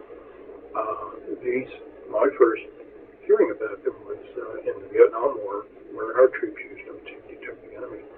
Now that's 20-some years ago, so they're probably even more sophisticated now than they were then. But with this kind of surveillance, it'd be pretty hard for anybody to escape and say, well, I'm just going to go off into the mountains and be a hermit and escape the New World Order. I can shoot deer and eat berries and survive. And I've got a wife who's pretty sturdy. She'll be able to survive, and we'll do what the Indians did before Columbus got here, and we'll all survive. The New World Order say, no, you won't, because we're going to find you. Yeah, well, even in Brave New World, they had a group of people who still lived as a family, and the women breastfed, and of course they were called the savages. Yeah. Remember those? Yeah. Okay, we won't have any savages. We'll cultured, we'll be thin, and our teeth will be straight. And something also that was mentioned, forests could, and if necessary, would be leveled or burned. Now this comes out of this overall movement about Goddess Mother Earth and how we have to protect the ecology. Oh yes, the environmental movement, right. But the environmental movement, it's all expensive. If we want to get somebody who's trying to get away, we'll burn down the whole forest, we'll find them. That was stated, that deforestation would and could be brought about if necessary to be sure that nobody gets outside the control of the system. Well, we're just about drawing to a close here. How did you feel after, let's see, it's been about, 22 years now since that original lecture, and it probably isn't a day that goes by, at least since I've heard the tape, that I don't think about the things that this Dr. Day said. You get constant reminders. Not a day goes by. Something doesn't say, that reminds me of such and such, whether it's surveillance or security, somebody selling a security system to keep your house from being broken. Or clothing. Or I opened up a toy catalog the other day, and I noticed that there didn't happen to be any baby dolls in the toy catalog. Of course, going back to the idea we don't want little girls to be thinking about babies. They only had one little doll, and it was kind of an adult doll, and nothing that would raise anyone's maternal instinct there. Well, Doc, what's the prognosis? Well, left to man alone, I think the technology is already here, and with technological progress, I think it is inevitable devices, that some men will be able to assert total control over other men, over other people. Man left to his own devices, the tendency is in groups like this then for internal dissension to arise, where the leaders would be at each other's throats too, each saying, "No, I'm more powerful than you. I deserve more than you." Who will control the controllers? Yeah, they would battle themselves, I think, so that they would create, the seeds of their own destruction while they're creating the system. But the other thing, I wonder if indeed this may be time for our Lord to come back and say, "Enough's enough." Because you're going to destroy my planet Earth, and I am in charge of the planet. I'm in charge of mankind.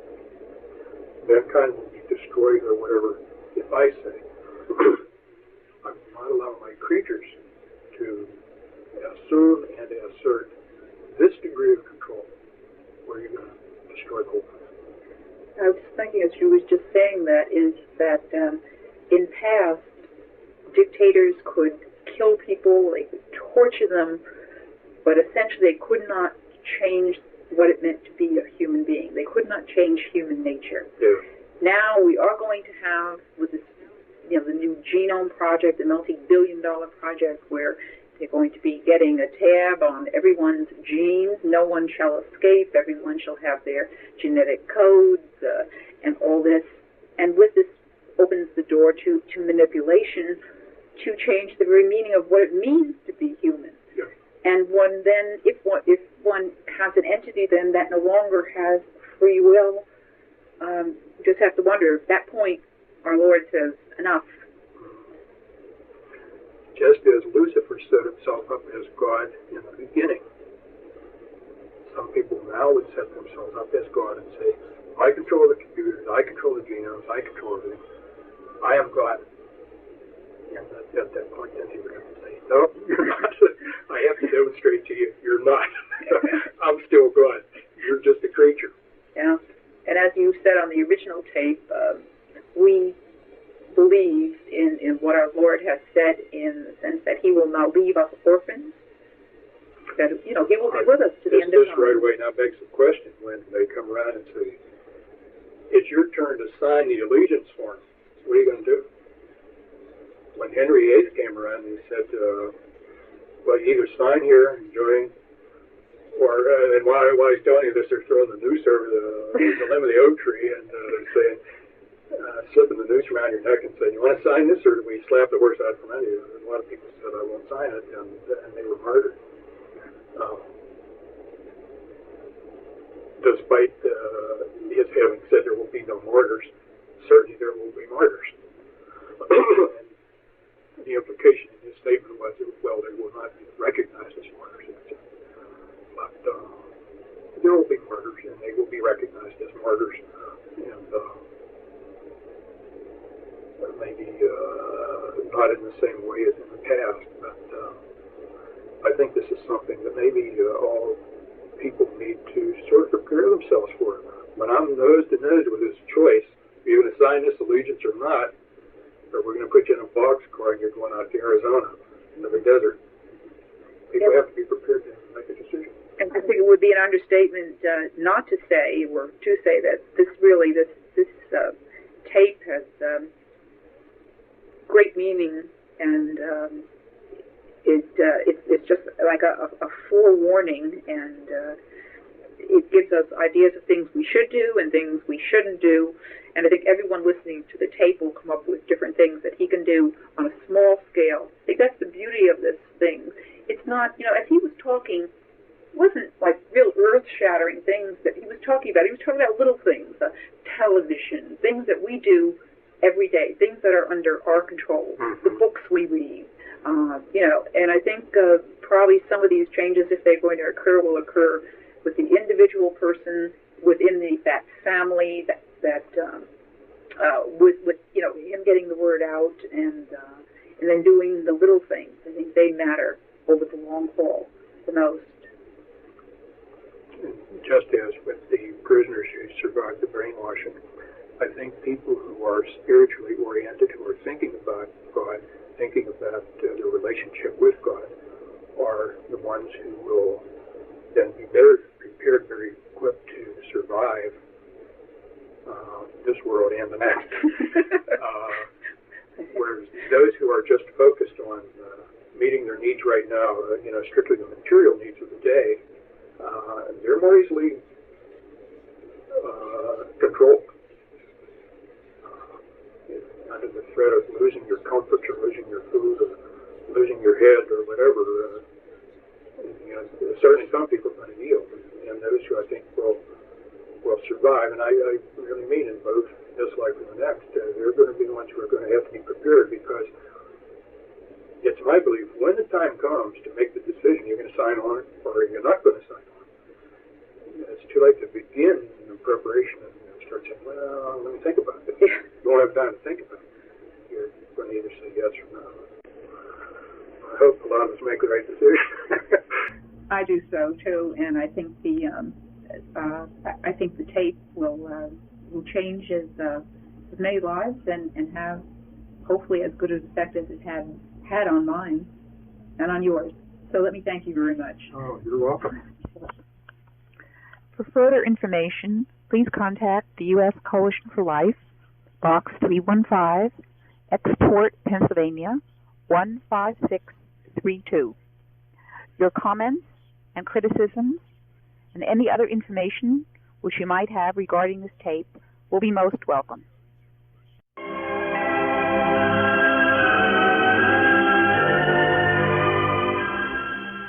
Well, this is Dr. Stan here at Radio Liberty, coming to you from the hills overlooking beautiful and picturesque Monterey Bay and bringing you the story behind the story, the news behind the news, hoping to convince you that reality is usually scoffed at and illusion is usually king. But in the battle for survival of Western civilization, it's going to be reality and not illusion or delusion that's going to determine just what the future will bring. Now, I want to introduce to you Dr. Lawrence Dunegan, and Dr. Dunegan is a pediatrician. He practices in the eastern part of the United States, and he's been practicing for 30 years. But some 28 years ago, he heard a fascinating lecture given by Dr. Day, who had been a professor at the medical school he had attended. And this talk was given to a group of young doctors with the proviso that nobody would take notes and nobody would record what was said. Dr. Day then went on to become a director of the Planned Parenthood Federation. So right now, let's introduce Dr. Dunegan. Dr. Dunegan, it's so good for you to be with us, or to have you with us today. Oh, my pleasure. All right, fine. Well, why don't you just give our listeners the background of this incredible story you heard 28 years ago, which is so prophetic as far as what's unfolding today. And let me just, for the listener, comment that one of the things that was said 28 years ago was we would have sex without reproduction and reproduction without sex. And as we begin thinking about the artificial insemination and now the new cloning process, you realize that what was said 28 years ago to a young pediatrician is all coming to pass today, part of a long-range plan of a group of men who do have an agenda. So why don't you pick up the story from there? Well, when we sat down to listen to the lecture, we were all expecting something clinical. Dr. Day, his areas of primary research concern had always been newborn, premature birth, and the problems with kernicterus coming from neonatal jaundice and temperature control in premature babies. So we were all expecting something scientific, and as the presentation unfolded, it was quite a surprise because there was nothing scientific. It was all what we might call sociologic. And as you alluded a while ago, Dr. Day had indicated that he wanted to see nobody taking notes or using a tape recorder because the things he was going to talk about, actually he said in the process, if you ever quote me on these things, I will deny them. he seemed to be indicating that there could be some sort of physical danger to him for speaking out about such things. That was more a suggested, I think, rather than an explicit statement. But, when you hear that sort of thing very early in what you're anticipating to be a scientific presentation, that really caught my attention. What are you going to be telling us that could put you in some danger one way or another? So, anyway, as the presentation unfolded,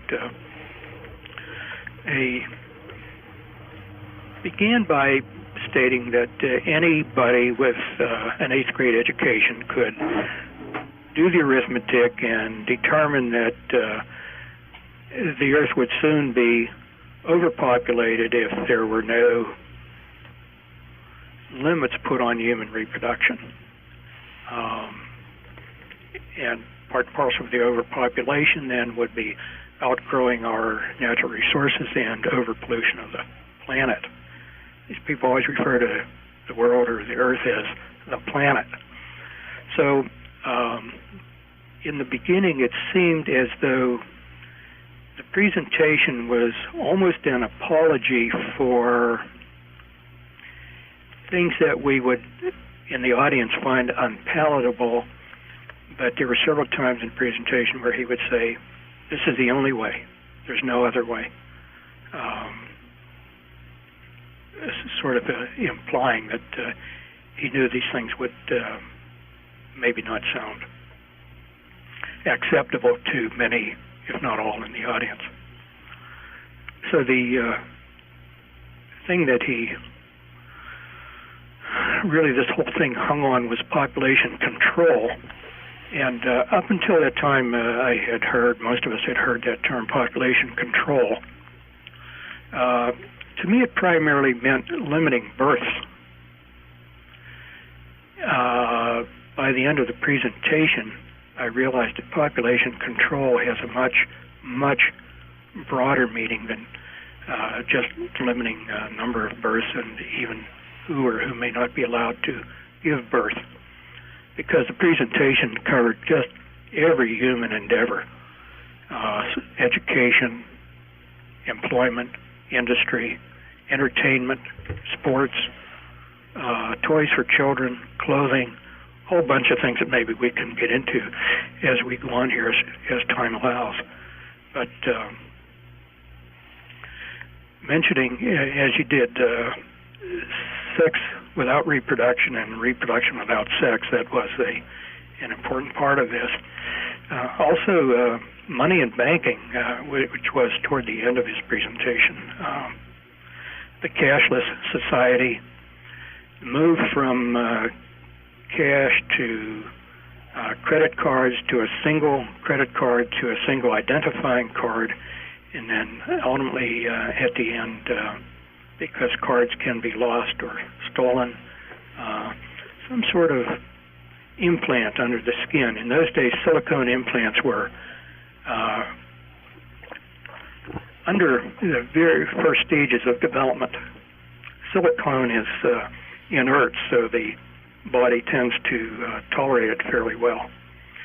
And this implant then could serve as identification and be an element in carrying on commerce, which, as I say, would replace cash, replace checks from a checking account, replace plastic credit cards, which back at that time were starting to really accelerate in use.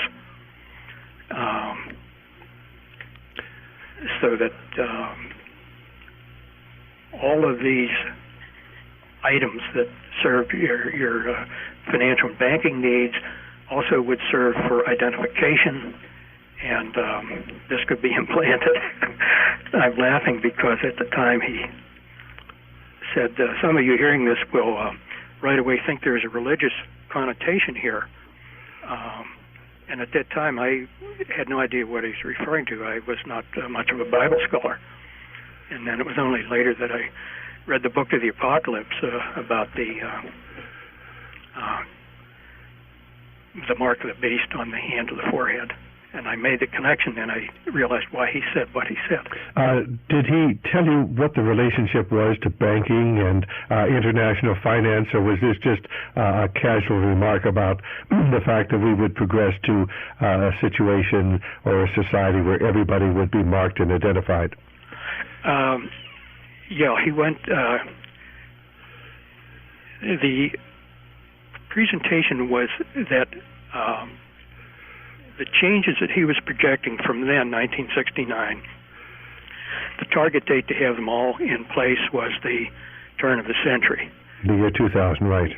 Give or take a few years according to how well it would progress, but that was where they were shooting.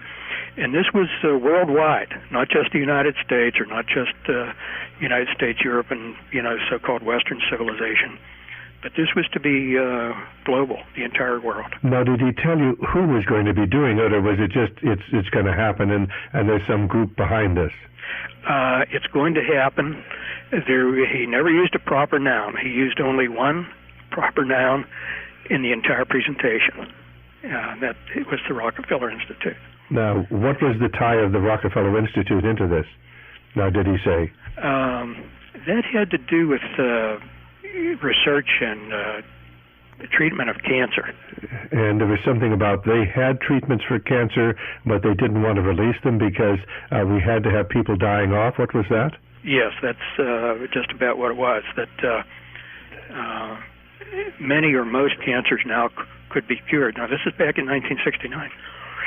Many or most cancers now are curable, but the information has been held in Rockefeller Institute files, because imagine what would happen if people stopped dying of cancer. And of course, that's exactly what Thomas Malthus wrote about back in 1800. We had to have people dying so we could have new people born.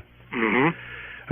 Fascinating. Okay, well, pardon me for interrupting you, but I just wanted to bring that fact out. So this is 28 years ago. You're hearing the predictions of what the future holds for the world. So why don't you pick it up from there?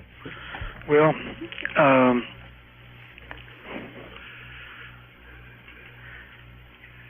I'm just trying to recall where he started. There was this general overview about controlling births, who may or may not be allowed to have birth, implying that certain people would be not allowed to have children. Most people would be allowed 2. Exceptional people might be allowed 3, but never more than that. The replacement statistic that is widely quoted is 2.1 births per couple. The 0.1 meaning, 2 would replace the 2 parents, and then the 0.1 is because of some untimely deaths of disease or accident or whatever, so replacement levels felt to be just a little above 2.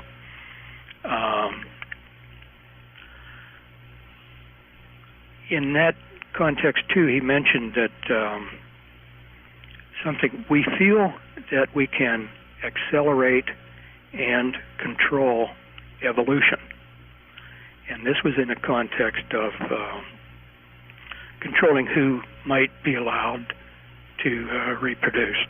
In other words, if your genes were acceptable, you would be allowed to bear children. But if they were not, you might be forbidden to bear children.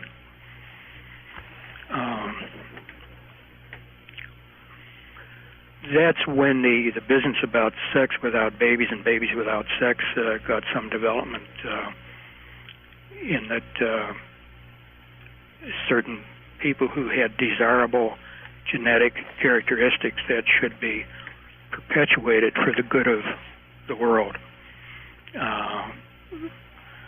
would be encouraged to reproduce, but they need not reproduce in the natural way through sexual intercourse. But this could be all done in the laboratory.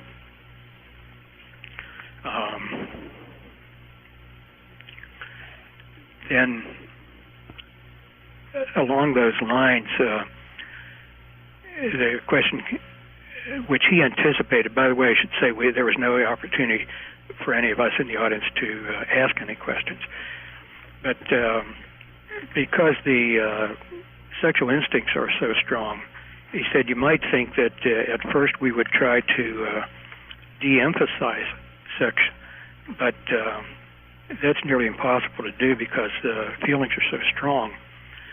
So the plan is to go the other way, to encourage sexual activity, promote sexual desire, but do it in such a way that it's directed away from reproduction. And part and parcel of that then was the promotion of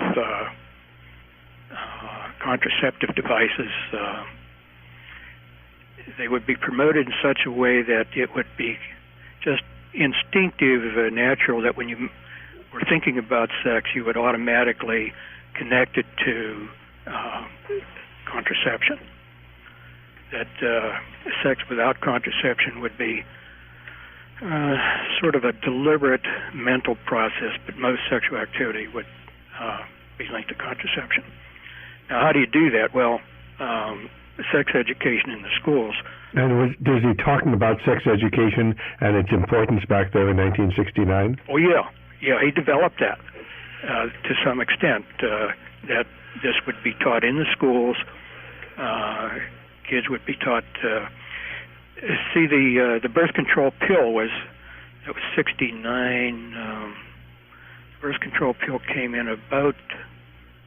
It was around in the early 60s, wasn't it? Mid-60s? Yeah, early to middle 60s. Right. And so this was all fairly new stuff. And, of course, he talked about things that had been around a while, too, condoms and diaphragms. But that this would be taught in the schools, the use of these. I remember that particularly because as he was saying this, I was recalling some of my teachers from high school and say, oh, I can remember Miss So-and-so, but, she would never feel that she could talk about these things. Of course, I was thinking of one of my algebra teachers. He was talking about something entirely different. But, that was a connection I made in my mind that in my high school this never would have gotten off the ground. Now, you were frantically taking notes all during this lecture on napkins that you had, and so that nobody would really realize you were taking notes because you'd been asked not to, but you sensed that this was important, so you were recording this for posterity at the time. Yes. Many of the things that he said I had heard before from other sources, primarily one source, which I considered to be unreliable. And I'd heard it at length with some repetition to the point where actually it became annoying to me. And I dismissed it because I considered the source not reliable. And here, then it was a few years later, see, the first I'd heard it was from this viewpoint. I stand out here seeing over there that there's a conspiracy going on. It's very broad-based, it's very pervasive, it's very subtle, nobody knows it. And only a few of us who are able to see this know what's going on.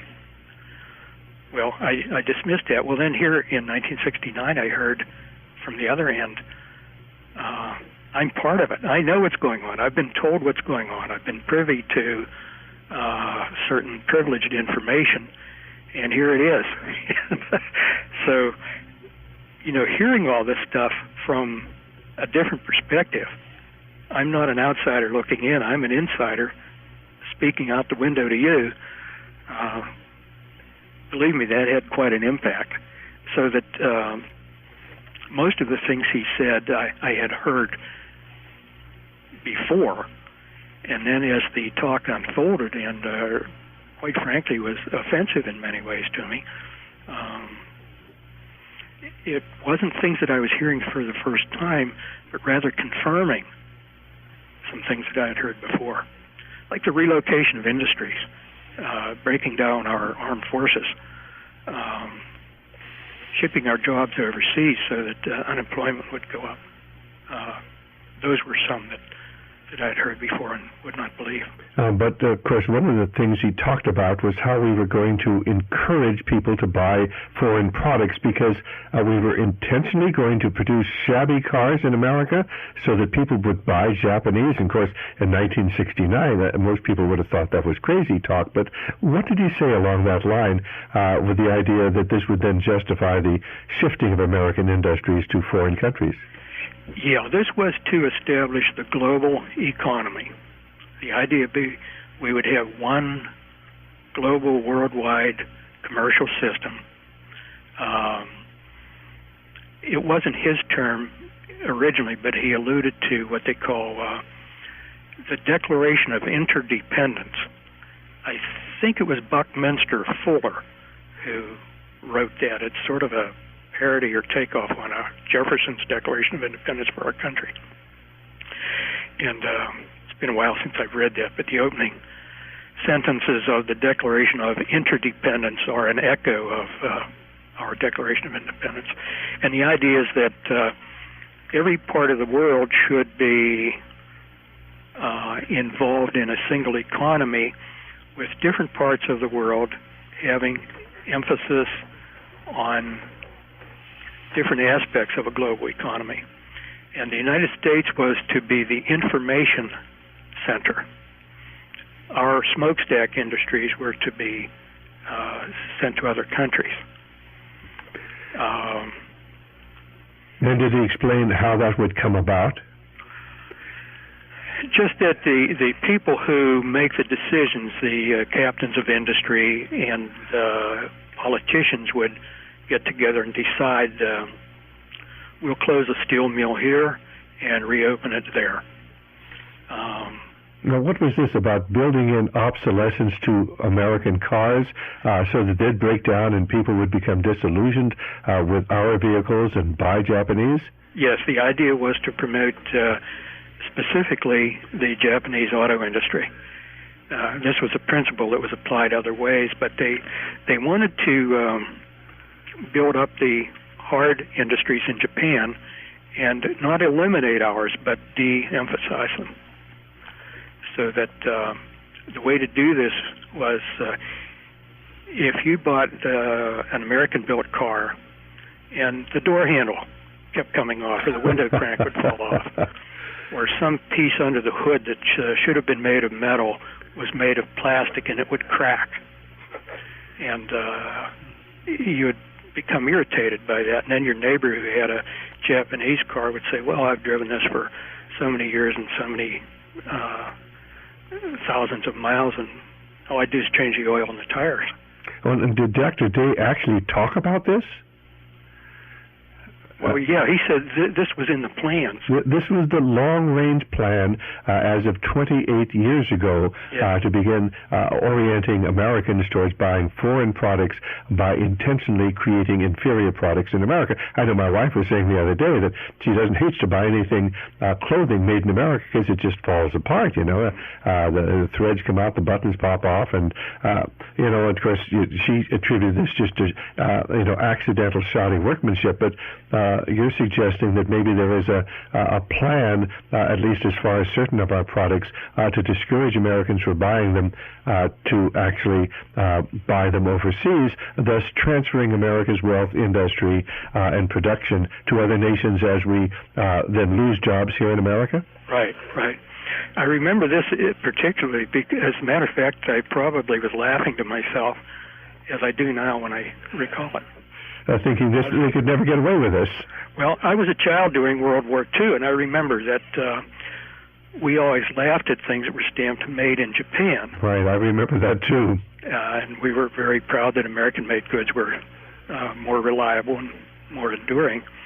And so this was a complete about-face. That which was made in Japan now was going to be the superior product, and ours the inferior product.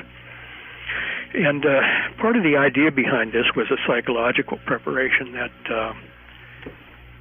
there's sort of a, should we say, patriotism. You know, things that are made in my hometown are the best. Things that are made in my state are the best.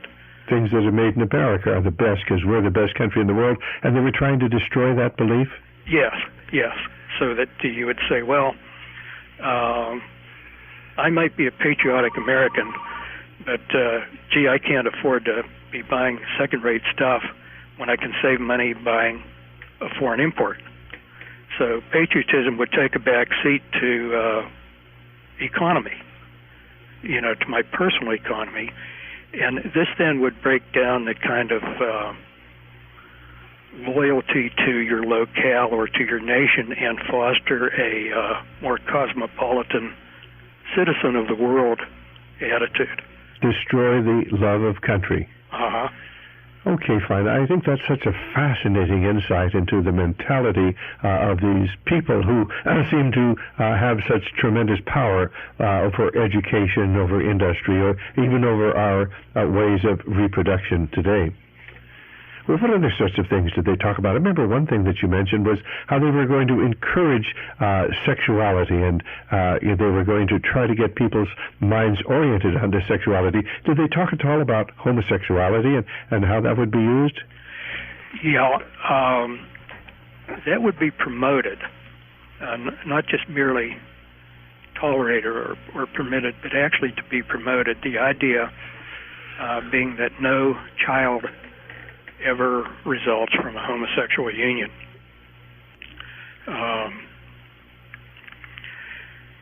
The business of morality, especially a religious-based morality, really would have no part in this future, which is the present now.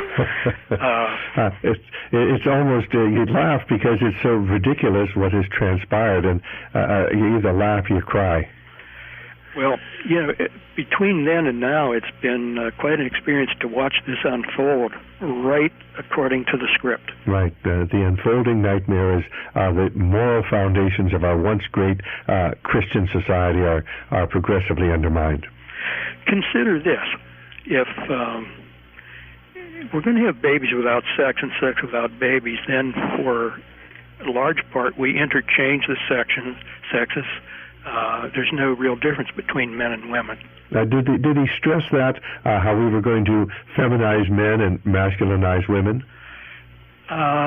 He more stressed masculinizing the women than he did feminizing the men. And this would start in youth. For example, one of the things he mentioned was that toys that were available for children would be changed. Girls would get footballs and soccer balls, and baby dolls and tea sets, little domestic kits like a dustpan and broom. Some of that would disappear entirely, and other things like that would be very, very greatly de-emphasized. In other words, trying to undermine the maternal or these rather normal instincts that women have for being housekeepers to get them more out into the labor market and... Yes, exactly. And certainly if they're out in the labor market, they're not going to be having children. That's right. If mom's at home and she's enjoying her first and second baby, she's likely to say, well, it's time for a third and fourth. Right. And I can take care of these kids because my hubby's making a reasonable living, and we can support them. And of course, now you can't. You have to have the woman working because of the tax system and because of the actual, not in dollar amount, but in purchasing amount decrease in the wages of the average American working male. Yes. Yeah, the term they use is discretionary spending. And your discretionary spending, of course, you lose all discretion because the tax collector takes it. And so you're just trying to survive. And then if mom has one or two children that she worries about while she's at work, that's enough worry for her. So she's not going to say, well, I'm going to keep my full-time career and have more children. That's just gets too much to be concerned about. Worrying about daycare, getting somebody to take care of the children. And so what we're really talking about is an organized plan of social engineering laid out many, many decades ago that is coming to fruition really in the intervening decades. Mm-hmm. Exactly. One other thing I wanted to develop a little bit, and then we could go on, and that's about the promoting of sexual activity. Okay. In 1969, abortion was a crime in every one of the states. And at that time, he said, well, it won't be long until abortion not only is no longer a crime, but will be seen as a right and be tax-supported, which at that time sounded incredible. By promoting sexual activity among youngsters and linking it strongly to contraception, the planners realized that more pregnancies would occur. The idea then was, that's okay. If there are more pregnancies that occur, we'll have an abortion backup. And people who would otherwise oppose abortion will change their mind when they say, well, this is my daughter who's pregnant at a young and tender age. And abortion restrictions might be okay for everybody else. So you were saying how they were going to change our attitude towards abortion, and how in 1969 abortion was illegal in every state. So what did they plan? How were they going to change that? Well, the idea is to promote early sexual activity among the kids, connecting it strongly with the use of contraceptives. They would be taught that the two just naturally should go together. And then with the realization that with more sexual activity, there would be more pregnancies, more contraceptive failures, one might say. But no need to worry about cluttering up the planet with unwanted babies, because abortion then would be available as a backup.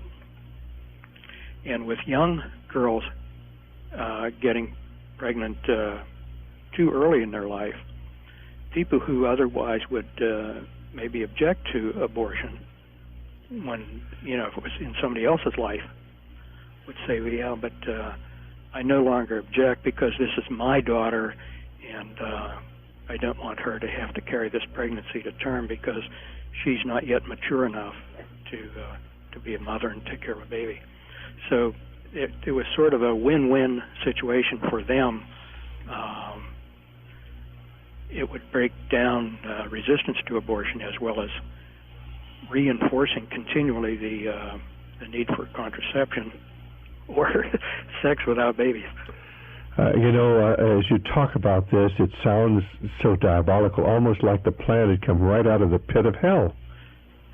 Yes, I think so. I think so. And so looking back on this, as you've seen it unfolding over the last 29 years or 28 years, it must have been terribly, terribly frustrating for you seeing these things and knowing what was going on, and yet realizing that the vast majority of the American people had no idea at all what was transpiring. What was frustrating, and even talking with some of my colleagues who heard the same presentation, and not very long afterwards, they had all seemed to forget it. They'd say, oh, yeah, I remember he was here, and I remember he talked about some stuff. But as far as details and saying, well, don't you remember when he said this, that, and the other? They said, no, did he say that? Well, I don't know. When I say that, what comes to mind is one of my colleagues, Dr. Day, had spoken about the demise pill. The demise pill, there was consideration to be given to an arbitrary age after which, everybody should just pass on. The age could be set by law, 75, 80, 85, whatever seemed to be appropriate at the time, and then when you reached that age, you would be a candidate to take the demise pill. And he said this attitudes about death needed to be changed and made more, quote, realistic. So, we're all headed for death one way or another, so why not do this in a very cerebral, scientific kind of way? So the idea was that when you had reached the legal age, you could have this nice banquet, sort of a farewell banquet with your family and friends, and afterwards go off and take your demise pill and sleep away peacefully.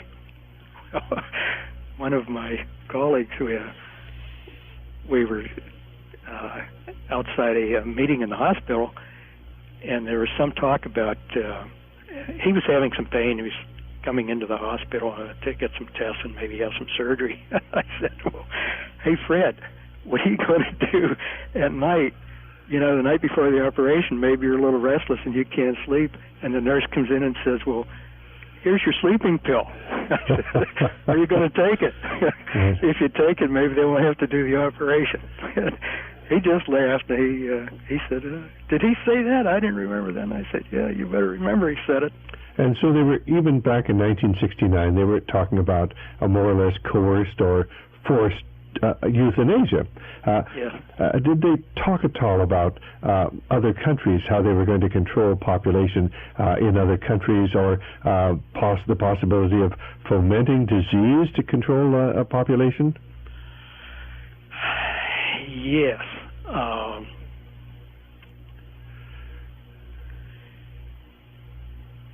There were a couple of things there. One, there was a part of the presentation where he said new diseases will appear. They will be very difficult to diagnose.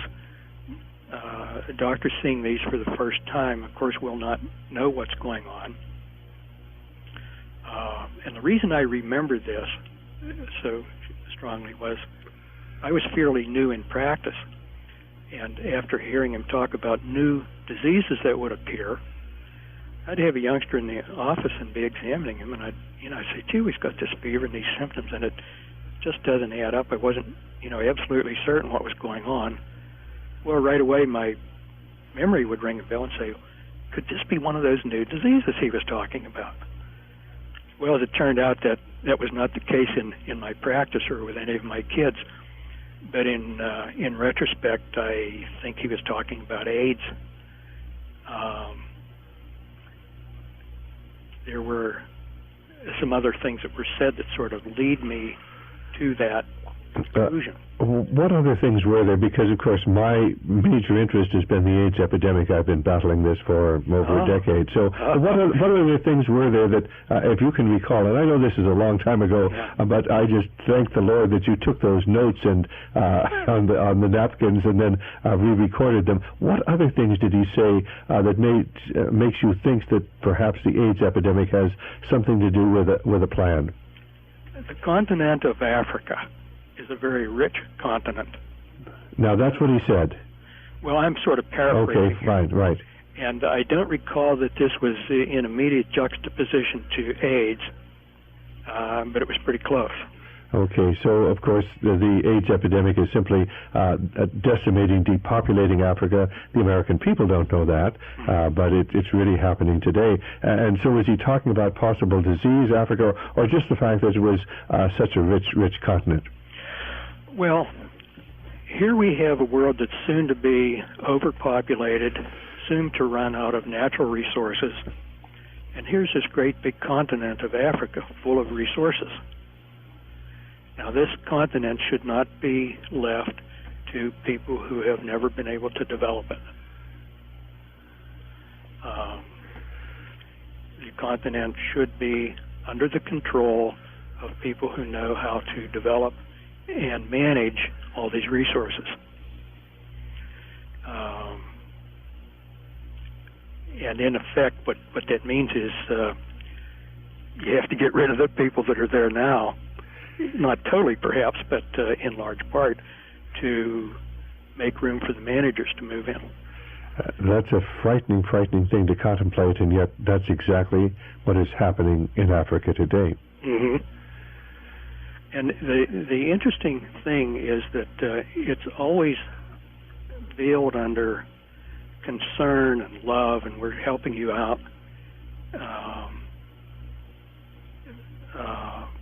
We love all our fellow men, but there were some comments about, let's face it, not all people are equal. We all know that. Some people are not as smart, not as capable, and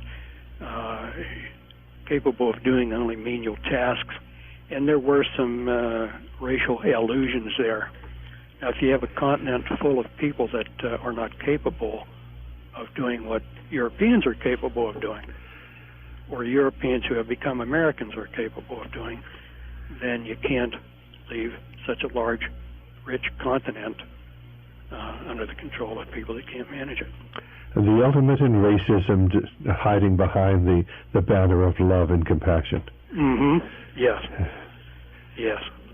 Okay, fine. So basically he was talking about, did he say these diseases would be produced? Where would they come from, these new diseases that were going to come into society?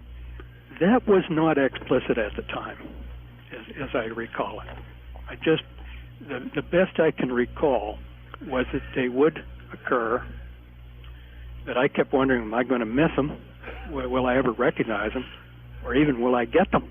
Right. Would I myself succumb to something like this? But in terms of how this would be brought about, I don't think that was addressed at all. Okay, so we begin to see, though, an active program that not just sort of passively bringing about population control, but actively bringing about population control. Yeah.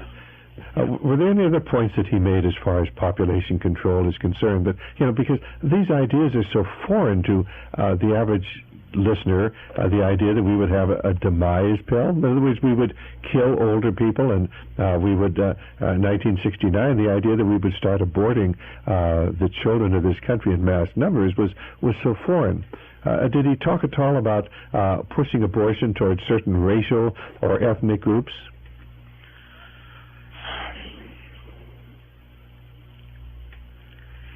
That sort of grew out of talking about promoting drug use. Well, let's get into talking about promoting drug use, because that is so important, especially today when we see drugs destroying the inner cities of America. Not everybody deserves space on the planet. Not everybody deserves the right to marry and reproduce.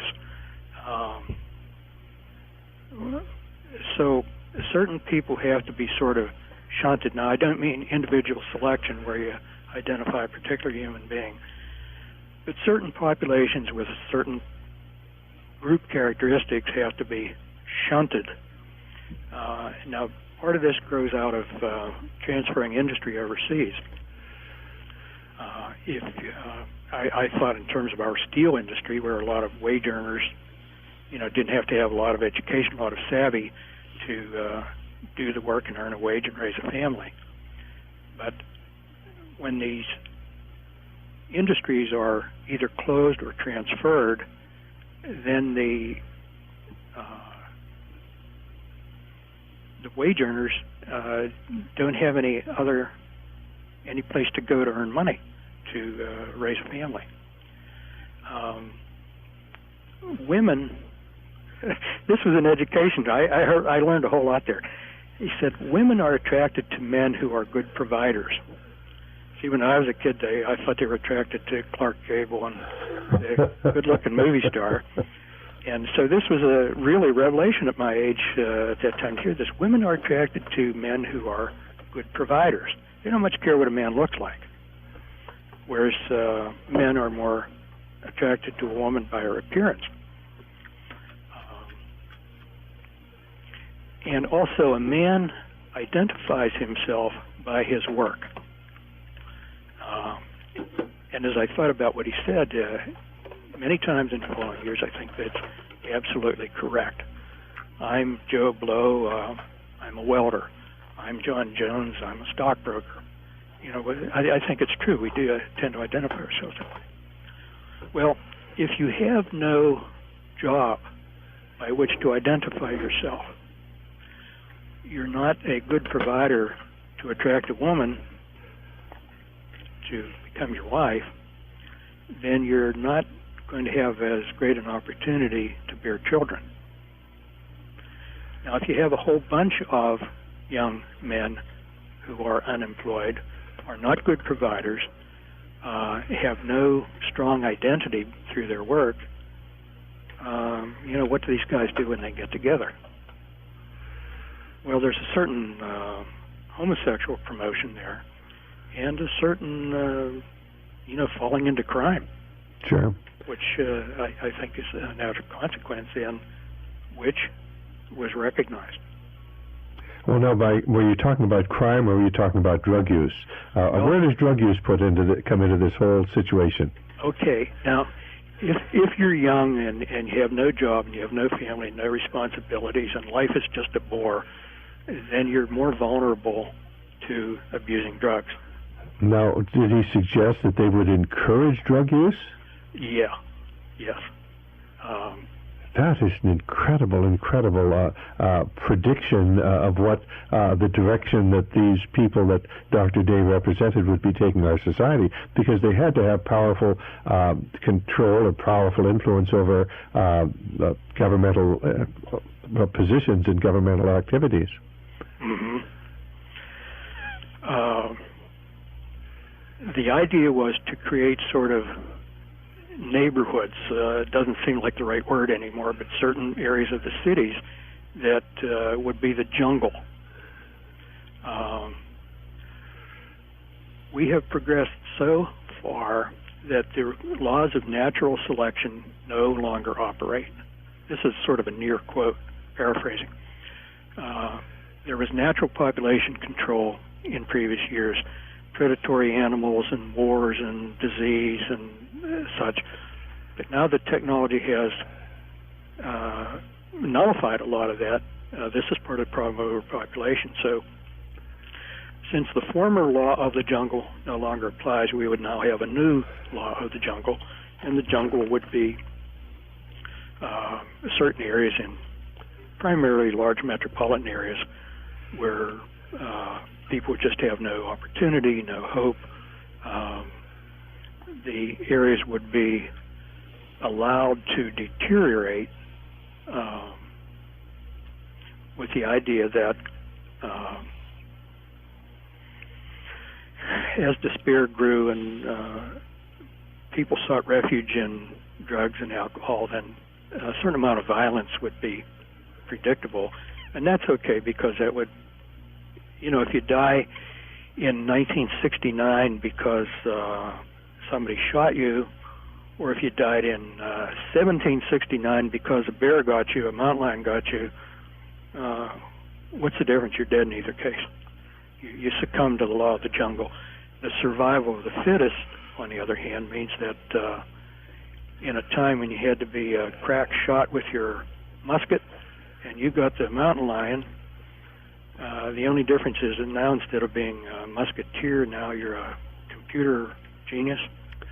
Those are the criteria by which you select who survives. And now, of course, when Dr. Dave was making all these predictions and telling you what the future held, didn't he make some reference to the fact that everything was in place, that nothing would stop this at the present time, and so he felt at least somewhat able to reveal these things to you? Yes, that was fairly early in the presentation that was said. That was 69, and as best I can recall, there was nothing specified as exactly what was in place now that hadn't been. But he said something that even as recently as 5 or 10 years earlier, he could not have spoken with such assurance about what the future held. And of course, he went on then to become some sort of an official of Planned Parenthood? He was, at the time when he spoke, he was medical director of Planned Parenthood Federation of America. And he had been a professor at your medical school. He was a very well-known neonatologist? Yes, and then he left here and went to Planned Parenthood Federation in New York, became disillusioned there, and I'm not sure the nature of that disillusionment, whether it was ideologic or what, but he did become disillusioned with them and left. And he has subsequently died. He's passed away. Yes. He died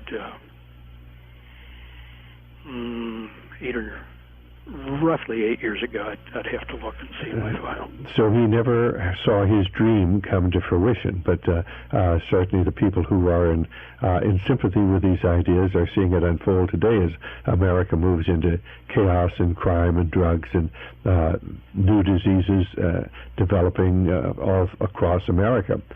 So basically, as you look back on this, what do you think possibly motivated Dr. Day to tell you these incredible things? Everybody asks that question, and I can only speculate. I really don't know. There was not an opportunity to ask. But I think there were a couple of things that were involved. One was that I think he had divided feelings about this. On the one hand, repeatedly saying this is the only way, there's no other alternative, feeling that somehow or another the human race would perish otherwise and that the human race should be promoted to go on. Well, this is a very common position taken by elitists. Professor Quigley, who we have studied very extensively, Bill Clinton's mentor, really believed that we needed a ruling elite, else Western civilization would be destroyed. And what you're really describing is a ruling elite with a program to try to preserve at least some element of civilization? Yes, I think that's the upfront part of it. And then in the intervening years, it has often occurred to me that what also seems to underline this is a more long-range look. They talk about progress of the human race. We're progressing. And one should stop and say, well, progressing toward what? Right. And especially when you hear somebody say, we believe now that we have the means to accelerate and control evolution. Evolution toward what? Well, I think one possibility, I don't know that I've heard anybody state this explicitly, is that we will progress toward becoming gods. Now, that sounds a little bizarre, but when you go back to read Genesis, and Adam and Eve took from the tree of knowledge, and the serpent said, ye shall be as gods. In other words, what you're suggesting is what energizes these people is a spiritual force, the idea that the serpent's message that ye shall be as gods, if you go along with my program. Mm-hmm. You can evolve to a higher plane. And as incredible as it may seem, I read many publications by people, these are occultic and Luciferian publications, where this is the basic underlying theme, where mankind will supplant God and bring utopia to the world. Well, while I'm thinking about the book of Genesis, when you go to the end of that chapter, and when God expelled Adam and Eve, and he said they got to the tree of knowledge, verse or two later, he sets a cherubim in guard of the tree of life. And I think about that, we get all this sperm banks and cloning of animals, and talking about cross-species fertilization. I often think about that, babies without sex and sex without babies. And very early in the game, God set up a cherub. He said, they got to the tree of knowledge. I'm going to keep them away from the tree of life. Just for fun, go to Genesis and read that and see whether you find any application to what's going on today. Well, I think that this is all prophetic. I mean, we see these things unfolding, and for people who don't know the Lord or know the Bible, these things seem impossible. For those of us, and I know you're a believer, who see these things unfolding, we see God's hand, and we also see the hand of Lucifer in this whole incredible story. Well, are there any other points you'd like to bring out for our listeners? Well, we were talking earlier about unisex stuff, or at least I think we alluded to it. the masculinization of women, girls. And I don't know whether you've noticed in your area, but in our area, in the last few years, the sports pages are full of girls' sports. Girls basketball, and as if... Is that true out your way? Oh, yeah, sure. And we have girls basketball teams here. There Olympic girls basketball teams, girls volleyball teams, all of these things, where they're so competitive with men. Mm-hmm. Is soccer a big thing out there? No, we don't have soccer out here, to my knowledge. That'll probably be coming. Women's soccer you're speaking of? Well, no, women's and men. Okay. Probably someday coeducational soccer, right. I don't know. But the reason for this is that we can't have girls in lacy dresses smelling perfumey and attracting the men. You mean if they're sweaty, they're not going to be as attractive? Right. Incredible. Did he actually talk about things of this sort? Oh, yeah, that was very explicit. Girls would be made less attractive because they would be, just as you said, sweaty. Right. Full of, sports and just like another guy. Right, big muscles and all those things. So that was one of the early parts of masculinizing women. And then, of course, another part that I don't think he put in these terms, but I interpret in these terms then is a woman is a good woman to the extent that she mimics a man, and that is leaving her home and going out into the workforce and becoming CEO or office manager of some big outfit rather than staying home taking care of children. But along with the de-feminizing of girls, in the professional magazines that I get where drug products are advertised, there's one that shows all these girls in their soccer uniforms, mud all over them, their hair's all wet and stringy, and this is held out to the young girls as, this is what you ought to be, this is what a young girl is. She's a muddy soccer player. Right, of course. We can do anything the boys can do, and we can do it better. And the competition between women and men, without realizing that we all have a place and a part to play in God's plan. Mm-hmm. Mm-hmm. Well, Dr. Dunegan, it's been a fascinating hour, and we'll be playing this afternoon and several times on our various radio programs. I want to thank you so very, very much for taking time from your busy schedule to be here on Radio Liberty, because I think your message, going along with many of the other messages that we have, begins to tie this together. And I hope our listeners will be far wiser from having heard your memories from the lecture by Dr. Day, 1969, 28 years ago. Well, it's been a pleasure to be on, and I hope it's helpful to folks. I hope it will be too. May God bless you, and I hope maybe at some time in the future we can talk to you again. Well, I would like that. Bye-bye. Thanks so much. Right, bye-bye. Bye-bye. Okay, well, this is Dr. Stan, an amazing tape with a gentleman who I believe God has preserved him to tell us the story. And I hope that you've enjoyed this program as much as we've enjoyed bringing it to you. And so until next time, Dr. Stan, goodbye, and may the Lord be with you.